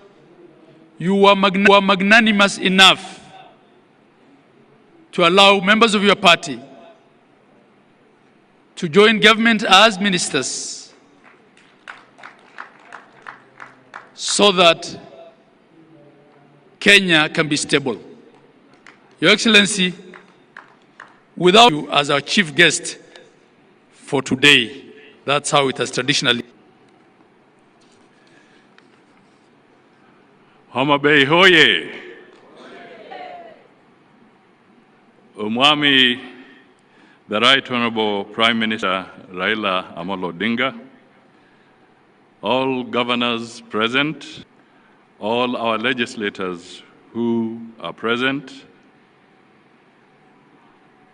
all MCAs in the hall, distinguished guests, ladies and gentlemen, to the Chair of the Council so that it can go into your library for further conversation at a later stage. So I'll completely reduce my remarks. But I just want to say that I'm happy. There's usually a phrase in English, they say, in the nick of time. I had seen the program and I was supposed to be scheduled to take the podium at about 4. But thanks to technology, because then I was able to realize that Umwami Raila has arrived, and I had to adjust my engagements elsewhere so that I can be here with him. So, and of course, let me give accolades to Governor Gladys Wanga and her team in the county for putting together a very, very colorful and important function for governors and for the country. Your Excellency Raila, we are standing here because devolution, in a way, is the product of different factions of our political landscape coming together. You will recall that after 2007-2008 elections, the Honorable Raila Odinga and the late Mwai Kibaki brought together what we commonly call the Grand Coalition Government. In the Grand Coalition Government, I was assigned the role of being Deputy Prime Minister and also Minister for Local Government. And through the leadership and guidance of the Honorable Raila and the late Mwai Kibaki, I spearheaded the sessional paper on devolved government under the Constitution of 2010, and also to ensure the 6 primary pieces of legislation to anchor the process of devolution and to have them ready on time for the general elections was a difficult task. The Prime Minister was very clear then that we must deliver on ensuring that we get to the next general election with devolution properly anchored and ready to go.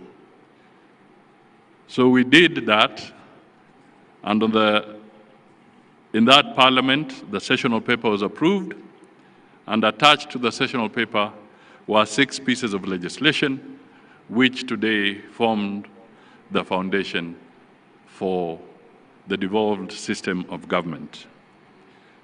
So I want to confirm what the chair of the governors was just saying a few minutes ago, that it is not fiction, it is a fact that Raila was at the center of ensuring that devolution takes root. But I normally wear my other hat once in a while to look at numbers. And in the past 11 years, we are now in the 12th, in terms of the consolidated figure of equitable share in revenue, county governments have received 3.6 trillion Kenya shillings, consolidated in the last 12 years.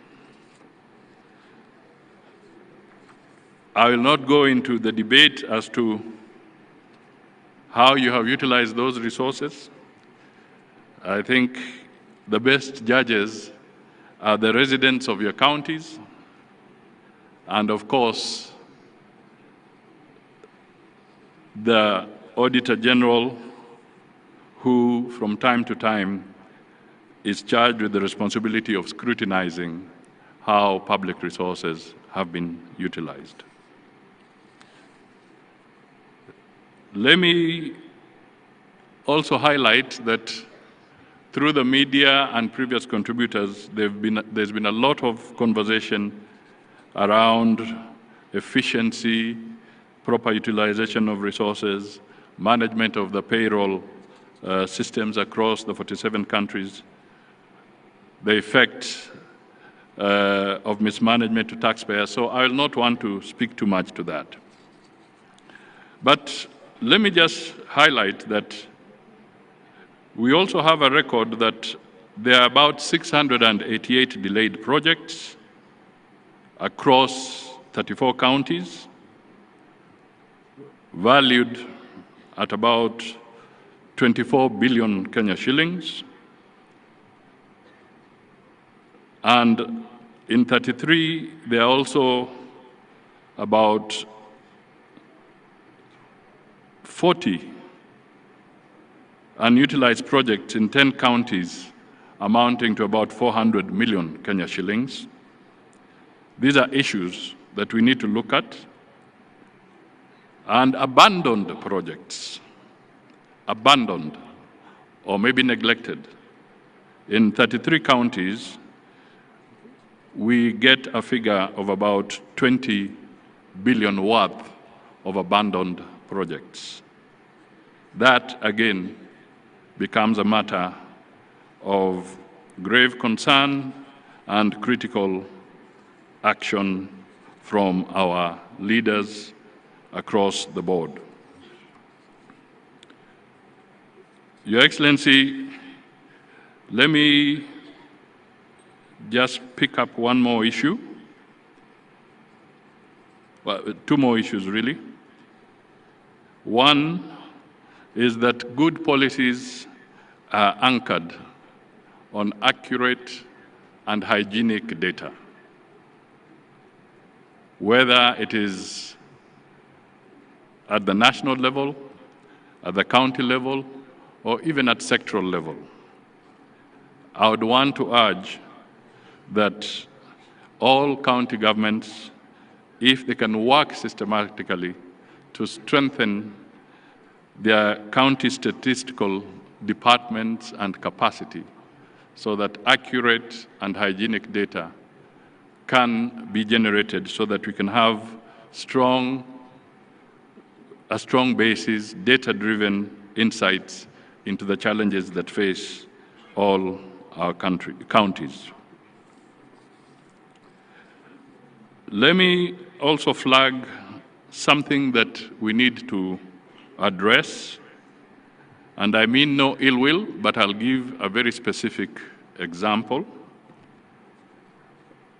And I speak to this because it touches on the portfolio of foreign affairs directly.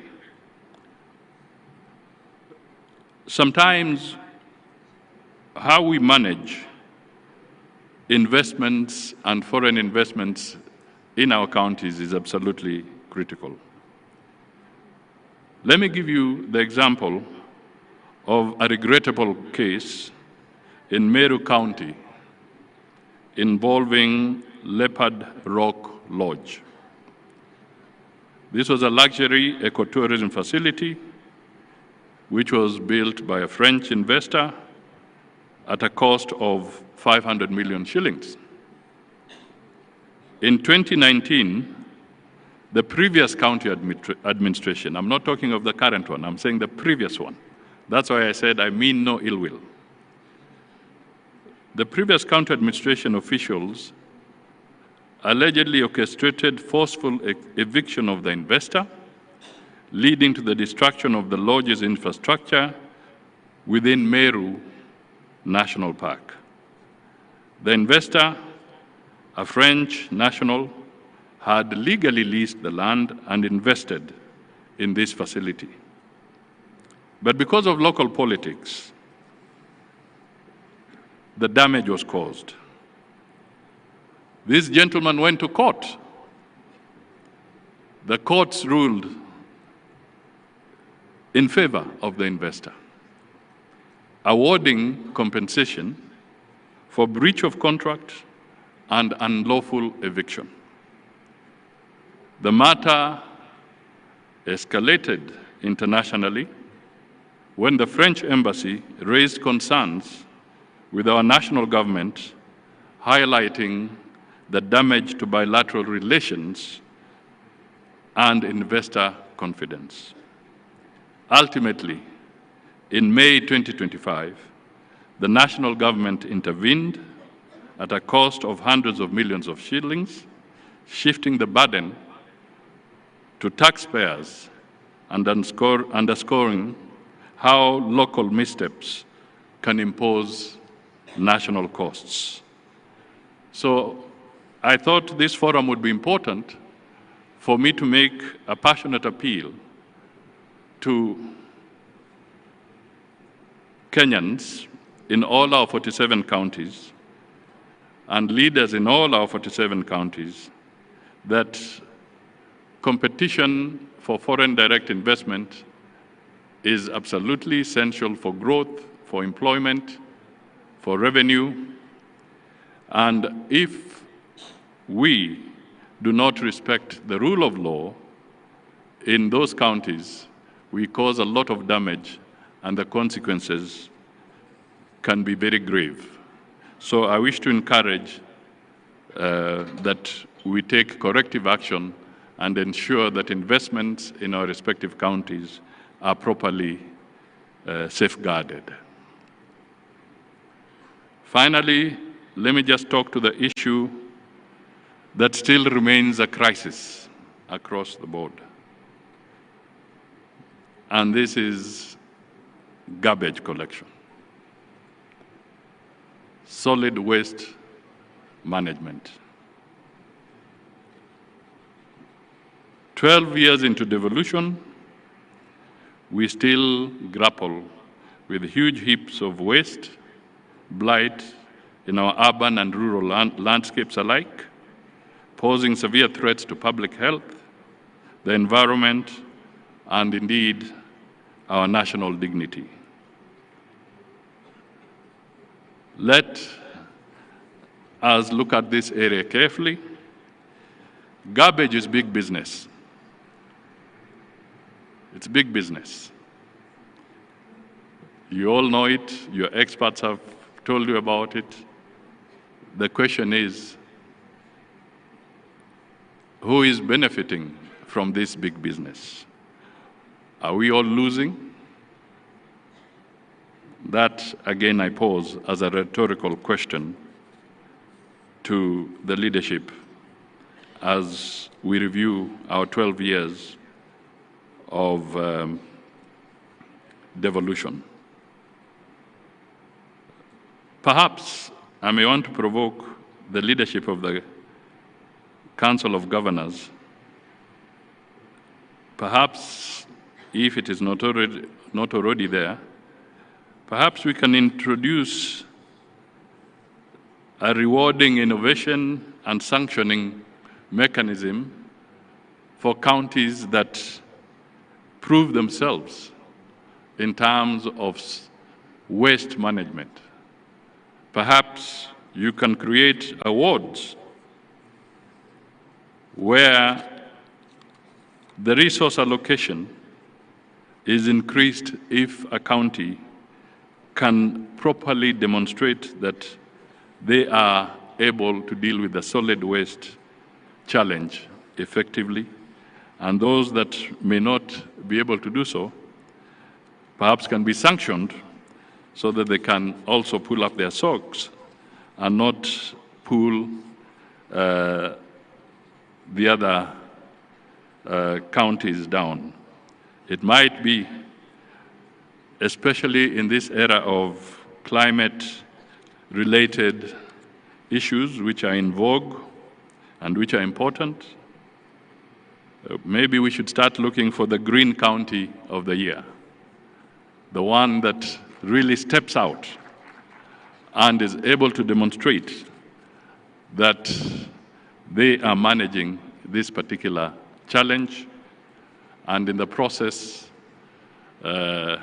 benefit from an elevated allocation during the revenue sharing mechanism. I'm speaking when I know there are legislators here, so perhaps they can refine this better as they reflect on some of these things. So I think I end there, but most important, devolution is and remains the most critical innovation within Kenya's constitutional framework. And whatever the challenges we face, I think it's important to acknowledge that the governors and their teams have made a difference in our society, and we challenge them to continue making that difference and making it even better as we go into the future. Thank you for listening to me. And now, I've been asked by the chair of the Council of Governors to request everybody to be upstanding so that we can usher in Umwami Raila Odinga so that he can come and give the final address.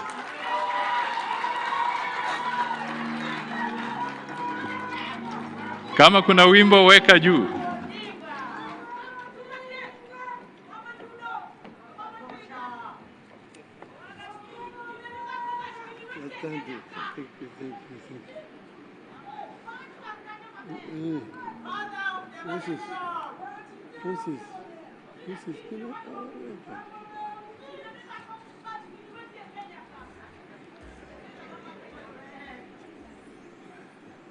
Asante. Thank you very much. You may be seated.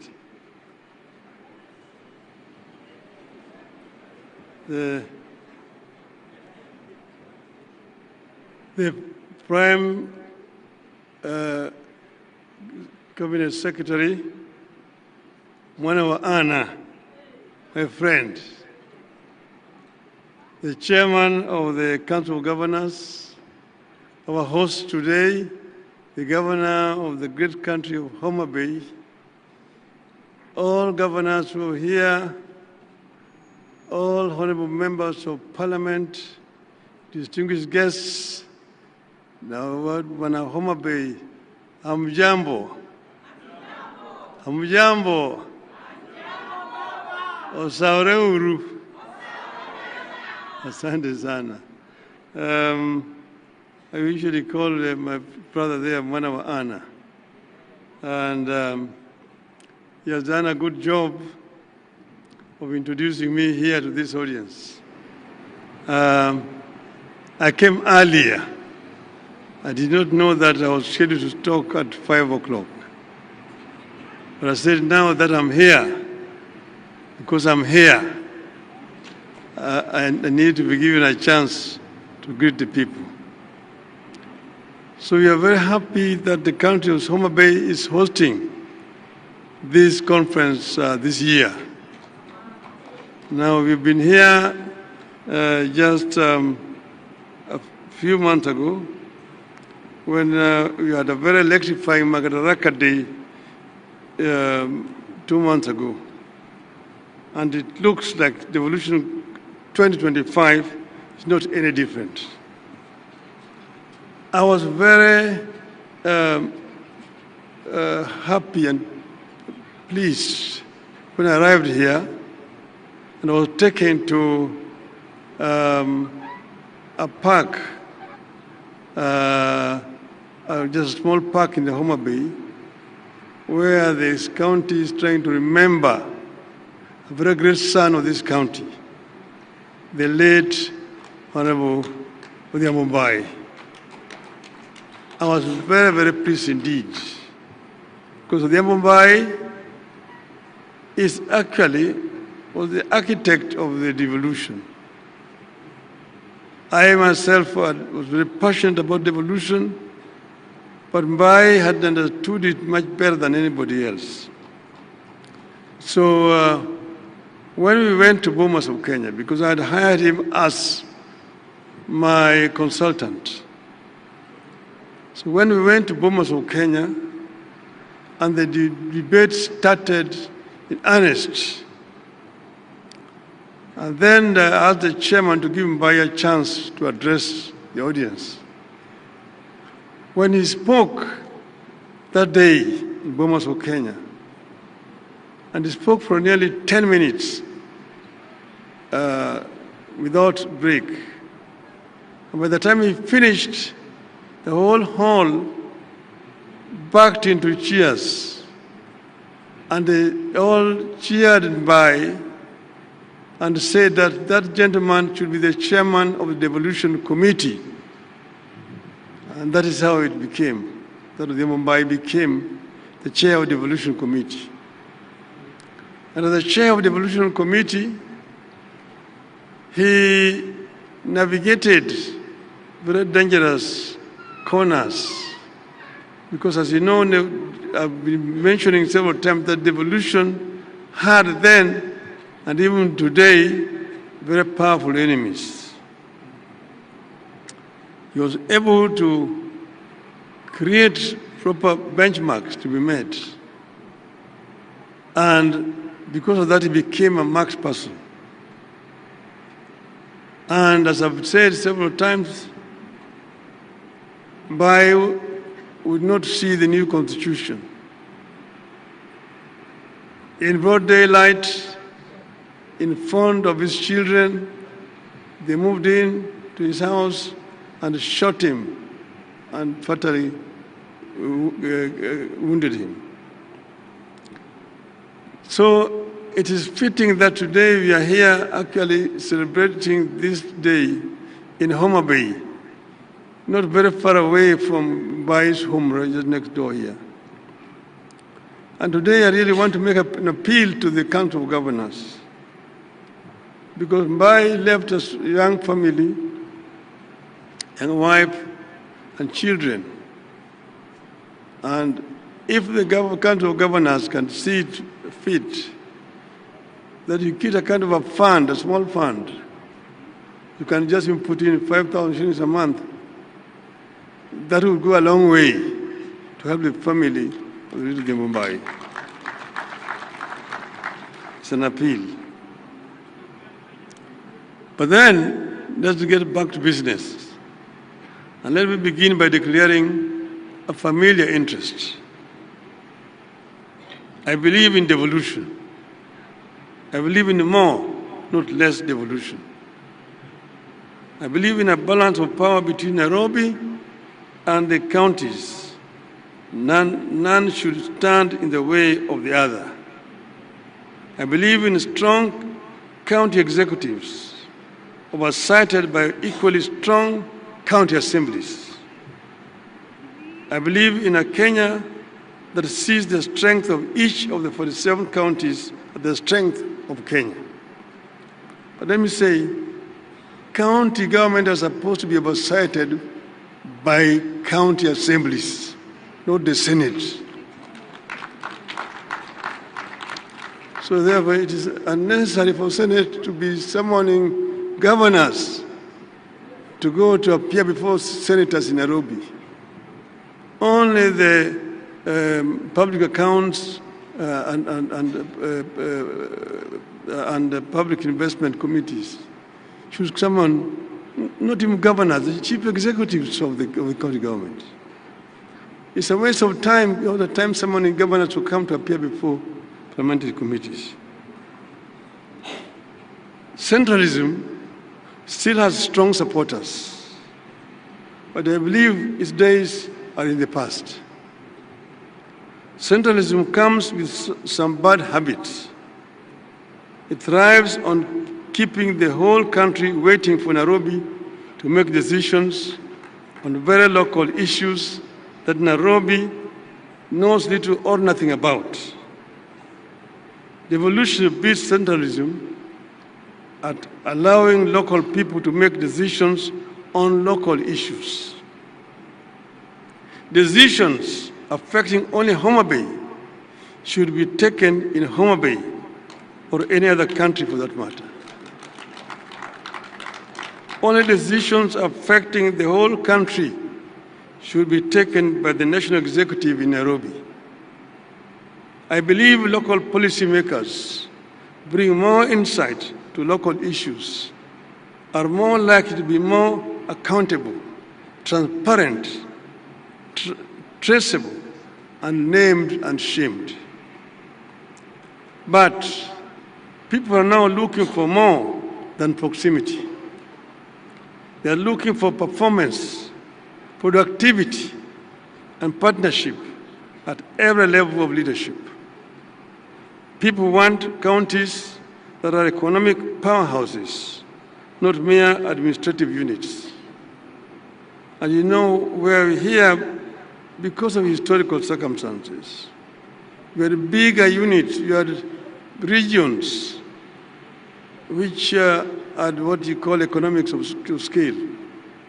But enemies of devolution undermined that arrangement.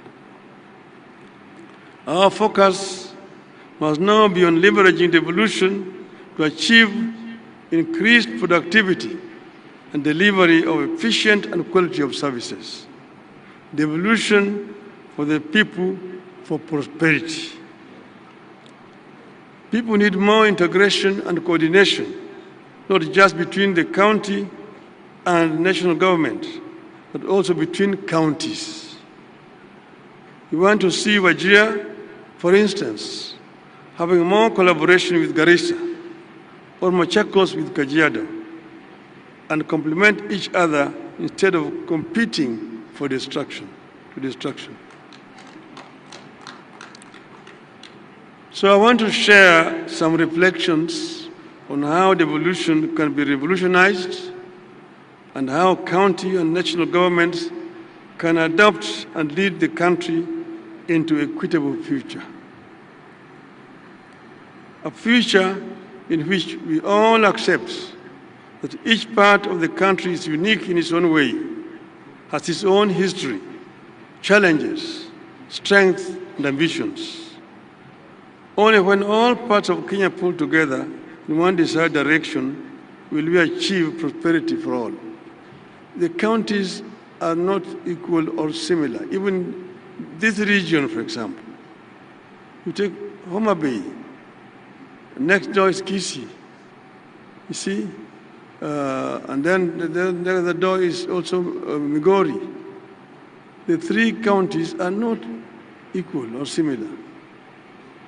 In Homa Bay here, they are like monoethnic. They can afford to talk the Luo Upper. Even the Suba speak the Luo.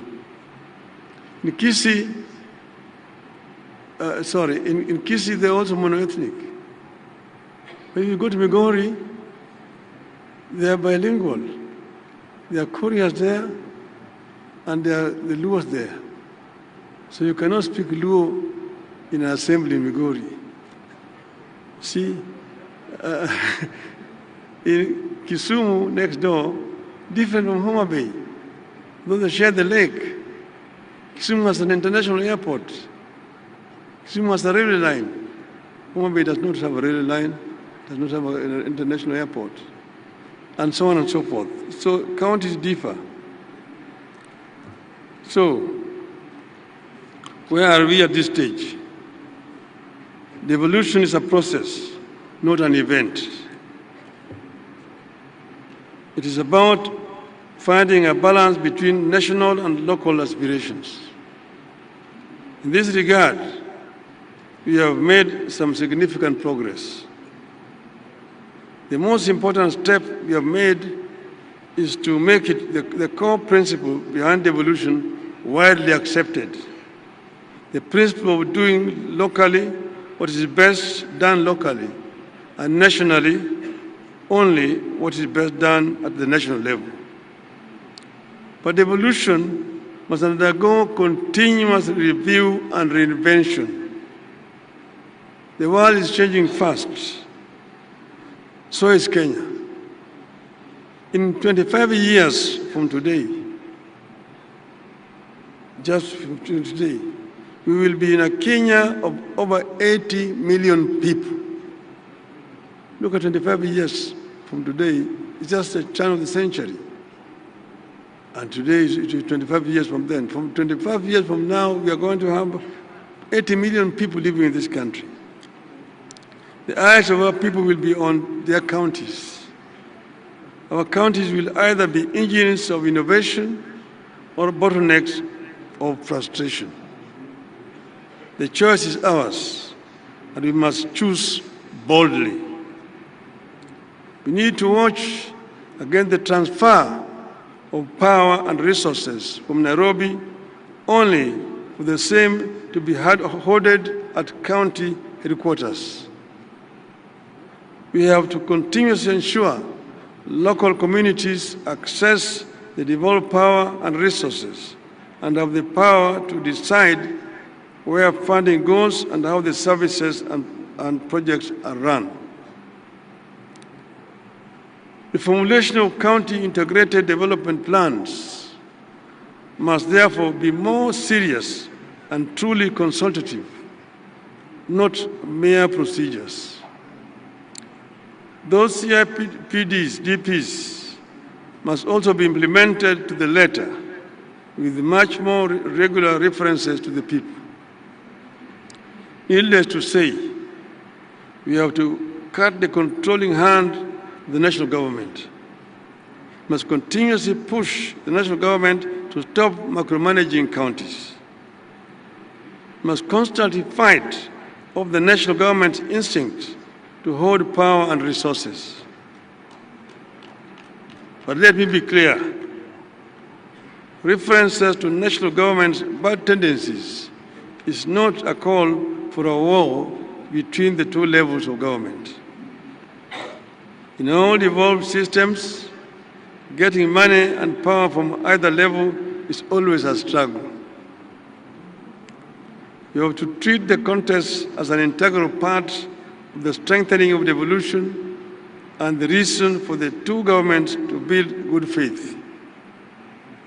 In fact, as that task continues, I want to propose that there be some incentives arrangements between the national government and the counties, through which the national government will reward those counties that deliver the best services in areas like poverty reduction, youth unemployment, and environmental conservation.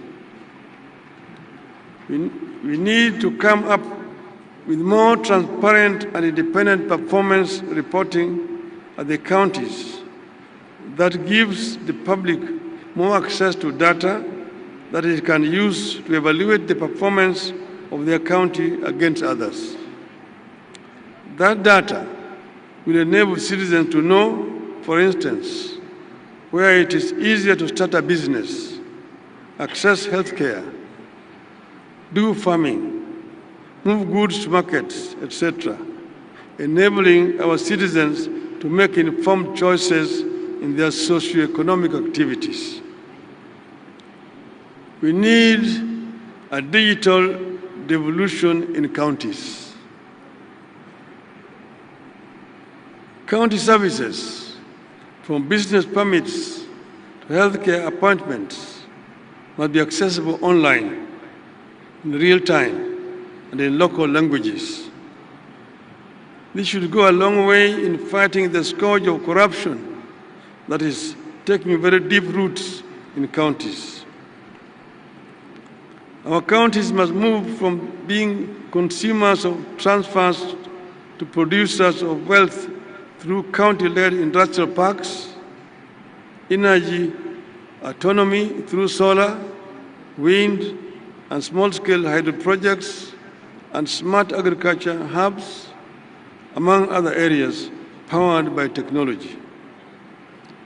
Our Constitution clearly stipulates that the two levels of government depend on each other, that cooperation should help us to do away with, not enhance, duplication that results in wastage of time, efforts, and money. Even as county and national governments cooperate, there must be more clarity on roles and responsibilities. Some confusion is beginning to creep in, and accountability risks being lost in the process. We must continue demanding that counties be granted full control over all devolved functions. But we must also demand to see what difference the counties are making in increased devolved resources and functions. At the same time, we need to bring more areas into the devolution fold. Our constitution making was characterized by negotiations and give and take. To avoid a war, for example, with NAT, we only devolve early child development aspect of education. Because NAT had threatened us that if we devolve education, they are going to mobilize teachers to oppose the new constitution. And that's why education was not fully devolved. We must now break the cycle of managing our schools from far away in Nairobi. The time has come for Kenya to devolve education up to secondary school. It makes no sense to see a Minister of Education going to Marsabit, to Garissa, inspecting primary school structures or construction. It's a shame, because that is the work that should be done by the governor of the counties there. The time has come to devolve education. In the interest of efficiency and better service delivery, all money is currently managed by the NGCDF and NGAAF should be surrendered to counties. When CDF was formulated and promulgated, the people of Kenya were seeking an equitable distribution of natural resources which had been denied through an imperial presidency. Most of the work here was basically left to Harambes. He wanted to build a tuition build block, Harambee, dispensary, Harambee, and so on. Since that time, everything in the system of governance has changed. We removed the patronage system in allocation of natural resources. We adopted devolution. We established a constitutional commission to allocate revenue between the national and county governments. We empowered the parliament on budgetary matters. Everything Kenyans have done to re-establish good governance has made the CDF system obsolete. It is serving no known role in the new constitutional architecture, and it is no longer relevant in the new constitutional dispensation. Indeed, the only thing this system does is to pervert the role of the representative of the people and to deflect their attention from duties placed upon them by the Constitution. The legislatures are elected to represent the people, to legislate, and to oversight the national government. It is not their business to be distributing bursaries or be constructing classrooms and so on. Those are the work of the county government. Well, the MPs are constructing roads, constructing schools and hospitals. The same goes for infrastructure development. There is no reason for Nairobi-based agencies to continue flying over counties and construct roads in our urban centers and within our counties. I strongly believe that time has come for the authority over urban and rural roads to be handed over to counties, while the national government manages international highways and national trunk roads. I was the Minister for Roads, Public Works and Housing. I'm the one who took the bill to Parliament to create Kera, Kura, and Kenha. But that was under a unitary system of government at that time.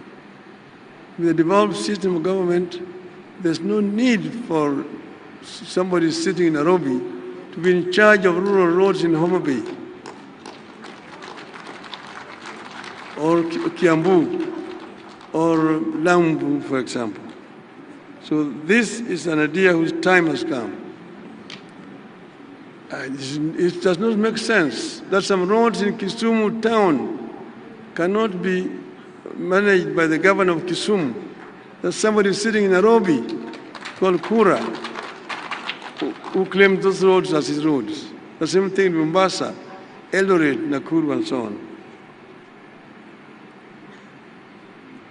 I know the better way to power this economy there's no better way to power this economy than to have major road construction works going on across all the 47 counties at the same time. I am well aware that some of these functions are currently not devolved and may require constitutional amendments to be transferred to counties. But through delegation of functions and legislation, we can get this work done and in the process take more power and resources and prosperity to the people. Finally, I want to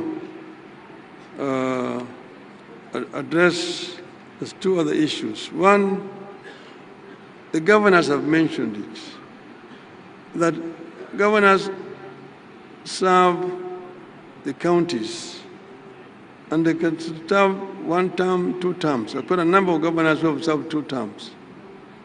In Parliament, we did an amendment so that any member of Parliament who serves 2 terms is automatically entitled to a pension. Why can we not do the same thing to the governors? A governor who has served 2 terms needs to be entitled automatically to a pension. So this is a recommendation that should come from Homa Bay. And members of Parliament should seize this matter and go and move an amendment in Parliament. Okay? Second thing is issue of corruption. You see, corruption is not confined to the counties, and I'm happy that the President talked about this. I talked about it the other day. Our society will not develop until we manage this animal, this beast called corruption. And it is in all aspects of our lives. First, you talk about executive. It is rampant in the executive. Not at county only, first at the national level. In the procurement and in revenue collection, that's where it resides.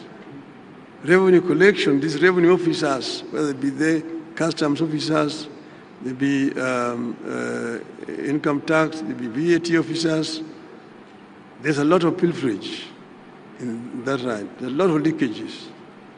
And then procurement officers. Again, here there's an area where there's a lot of pilferage. You're procuring so expensively. You'll be told now you're building affordable housing. But at what cost? At what cost are you building the affordable housing? Yeah? And all that eventually is burden pushed to the taxpayer. So this is an area where we need to face these enemies of our society squarely in procurement and in revenue collection. The other area here is, and this is both at the national and at the county level. Then go over to the legislature. Again, it's domiciled in legislature. A lot of money was being wasted by people who should be working productively, being summoned to appear before parliamentary committees. And you find parliamentary committees sometimes saying, we are cancelling this project. They're only doing that because they've been funded by a contractor who lost the contract. When there's a tender, there must be a winner. And once that the tender has been awarded, the contractors who lost will look for the member of parliament or an MCA. Or the contract has been corruptly awarded. Then immediately they now summon the minister or the PS to come, and you want to investigate this. They shout a lot, make a lot of noise, but basically they are being paid by the losing contractor. And they've been doing this, you find the contract hasn't been properly awarded, it's suspended, it's cancelled, and you know the financial year is very short. By the time you awarded the contract, it is September. If somebody goes and suspends it, you'll be into the new year. The whole financial year is wasted, money is not spent. So Parliament must also be brought on board properly, because Parliament is also actually impeding implementation of government projects by being corrupted by contractors. And then, come over to judiciary. Judiciary is also not blameless. When some people tell you that rather than wasting my money in hiring a lawyer, I'd rather bribe a judge, and I will get whatever I want.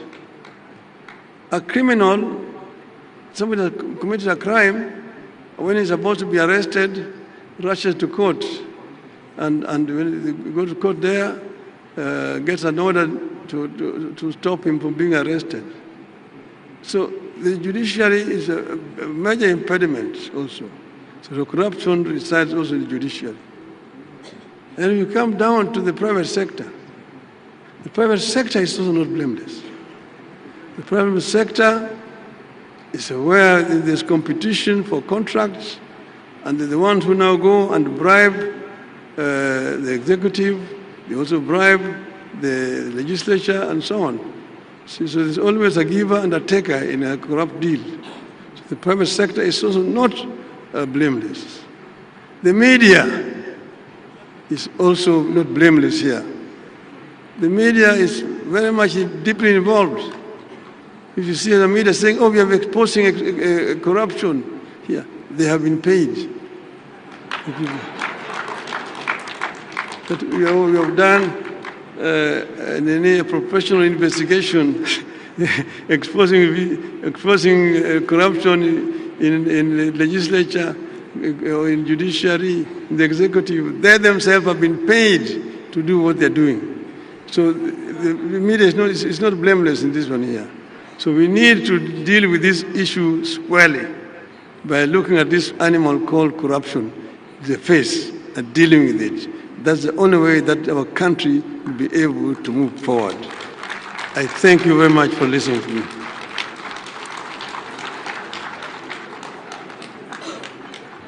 Thank you very much.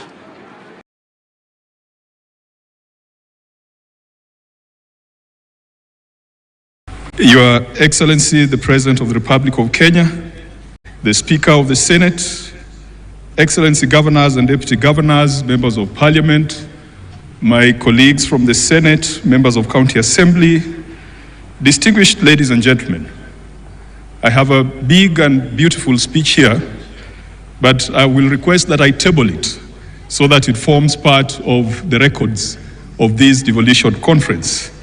And then I will utilize this opportunity just to welcome you to Homa Bay County with great pride, with great pleasure, with great privilege.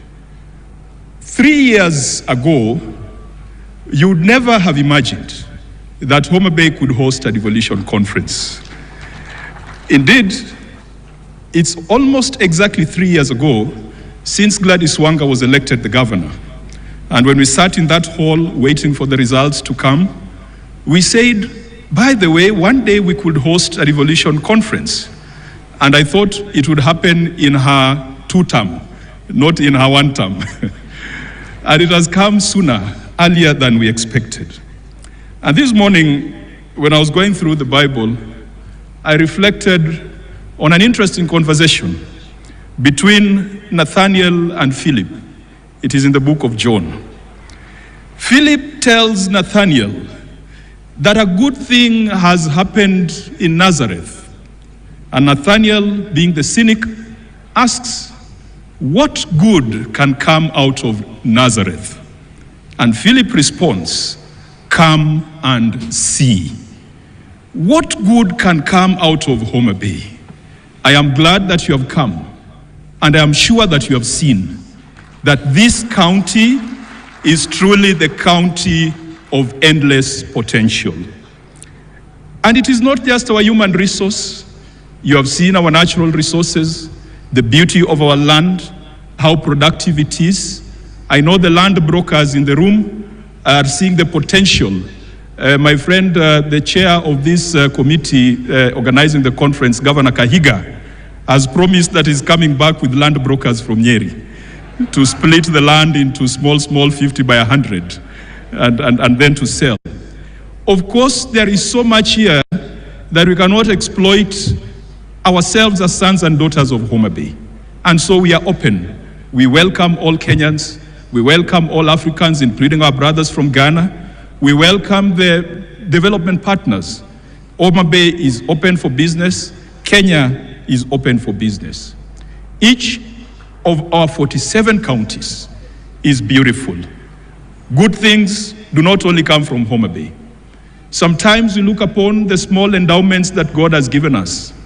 The potatoes from Nyandarua, the rice from Kirinyaga, the gold in Migori, The Savorite in Taita Taveta, where my friend Mwadime has a problem with the girls. He says the short ones are quarrelsome, but he has told me that he has apologized on that slip of the tongue. The oil in Turkana, each of our 47 counties has got something good, just the same way something good came out of Nazareth. Your Excellency, when you talked of the bottom-up economic transformation model, I believe that devolution would be the channel for delivering development bottom-up, delivering development to the grassroots, and it still remains the surest way of empowering the people and empowering communities. Your Excellency, I don't want to say much. The Speaker of the Senate is present and will make the formal presentation, and will also introduce the senators present because he's the head of the institution. The Governor of Homa Bay is present, and she will also introduce and acknowledge all the leaders who have come from Homa Bay County. All the elected members of Parliament, National Assembly and Senate from Homa Bay are here. We have given Governor Gladys Wanga full, unlimited and unconditional support, and that is why she has been able to host Madaraka Day and host Devolution Conference with so much success. Allow me to apologize if there has been any indiscretion, if there has been anywhere or in any way we have fallen short of your expectation. I apologize on behalf of the people of Homa Bay. For a long time, this county, this region, national grants so that counties can draw on them in a timeous manner. Your Excellency, I'm glad that in this financial year, we never fought over DORA. DORA was assented to on the 30th of June. Perhaps that's a record, because in the first year of DORA, we even had to go to court. This gentleman here called Sang is the one who led us to court, and it was very contentious. For the first time, the formula for allocation of revenue amongst county governments was not contentious. It was passed very fast. For the first time, Karua has been processed very swiftly, and CS Mbadi had assured us that counties would start getting money. Good things are happening in Jerusalem. To the county assemblies, the president has assented to a bill which was privately sponsored by Senator for Meru, the deputy speaker.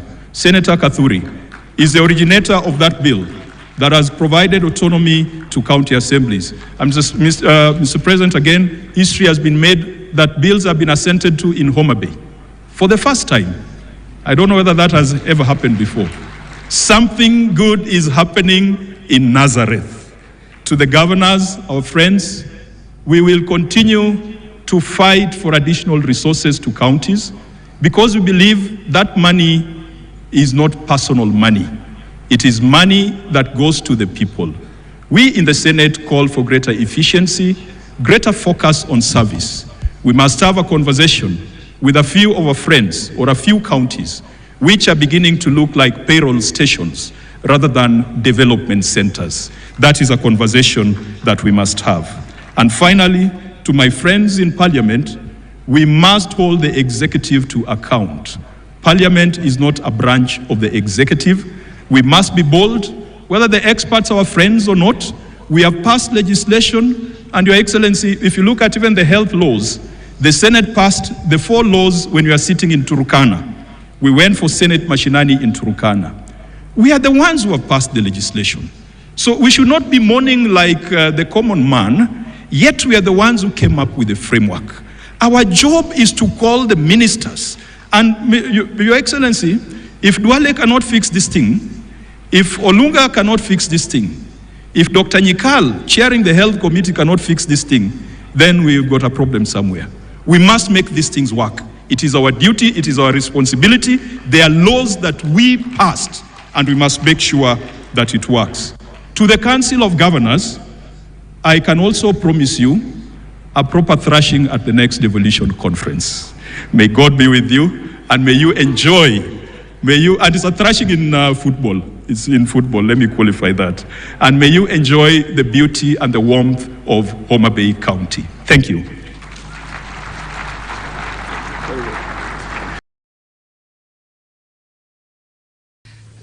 Good afternoon, ladies and gentlemen. You cannot imagine, Madam, the view I am seeing here. It makes me so proud of so many people, of our friends and relatives and colleagues who are here today. And it's a full house, so thank you very much, all of you, for taking the time out this morning to be with us on this very special day when we welcome the First Lady to Katek. Of course, Madam, you are not only the First Lady of this country, but you are our mother. You are the mother of the nation, and for that, Madam Ruto, we are very, very grateful and honored that you have graced us with your presence this morning. Madam, you won't believe that you don't know this connection between you and I, but you're also my mum. And I'll tell you why your mum. Your daughter Charlene is my sister. Therefore, you and I are connected, Madam, whether you like it or not. I'm your son. We, of course, have got C.S. Salim is here from youth. C.S. has been a good friend of mine for a long time. P.S. Esther, P.S. Rono, all of them have been very supportive of private industry, very supportive of what we're trying to achieve here today. So I want to welcome the three of you from government. We've already introduced members of the Diplomatic Corps. We thank you very much, all of you, for coming. All our friends are here and supporting us. I know a number of you are here for the groundbreaking, which we did exactly a year and a half ago when the Prime Cabinet Secretary did the groundbreaking. So thank you very much indeed for supporting us. Professor Chacha, of course, Chairman of the University Council. I think this must be your very first official function, and for that we are grateful, of Professor Chacha. And we want to welcome you and wish you much success in your new position. We, of course, have many members of the academic team here, the Dean of very many faculties, but my friend from Dean of Agriculture, who is technically my boss, is here. Thank you very much indeed for coming, sir. Thank you for hosting us this morning.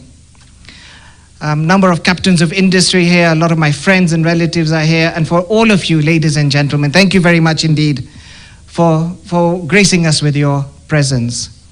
Madam, with your permission, I wanted to introduce some very special people in my own life, if you don't mind. Just very briefly, I wanted to introduce, if members of my family could just stand up. My mom, my family, can you please stand up? I want Madam to see who you all are. Rasika, please. I will quickly introduce them one by one. My mom is Sala Kantare. Wave, Mom, please, because you are the chairman of my life and my family. My wife, Harold, who's also my boss, really. The chairman of Prime Bank and our chairman of our family, Rasik Kantari. Thank you very much indeed for coming. We have my aunt from Shobu Kantari is there. Shobu Didi, just wave. We have Ramesh Kantari all the way from London who's joined us today. Suresh Kantaria, who's at the back. Suresh Bhai, just wave. Thank you. And then immediately my brother and my sister Beju and Lena. Madam, why Beju is important is we have a rule in my family. He makes the money and I spend the money. So it's very, so it's very important that he's here. Thank you. He signs the checks.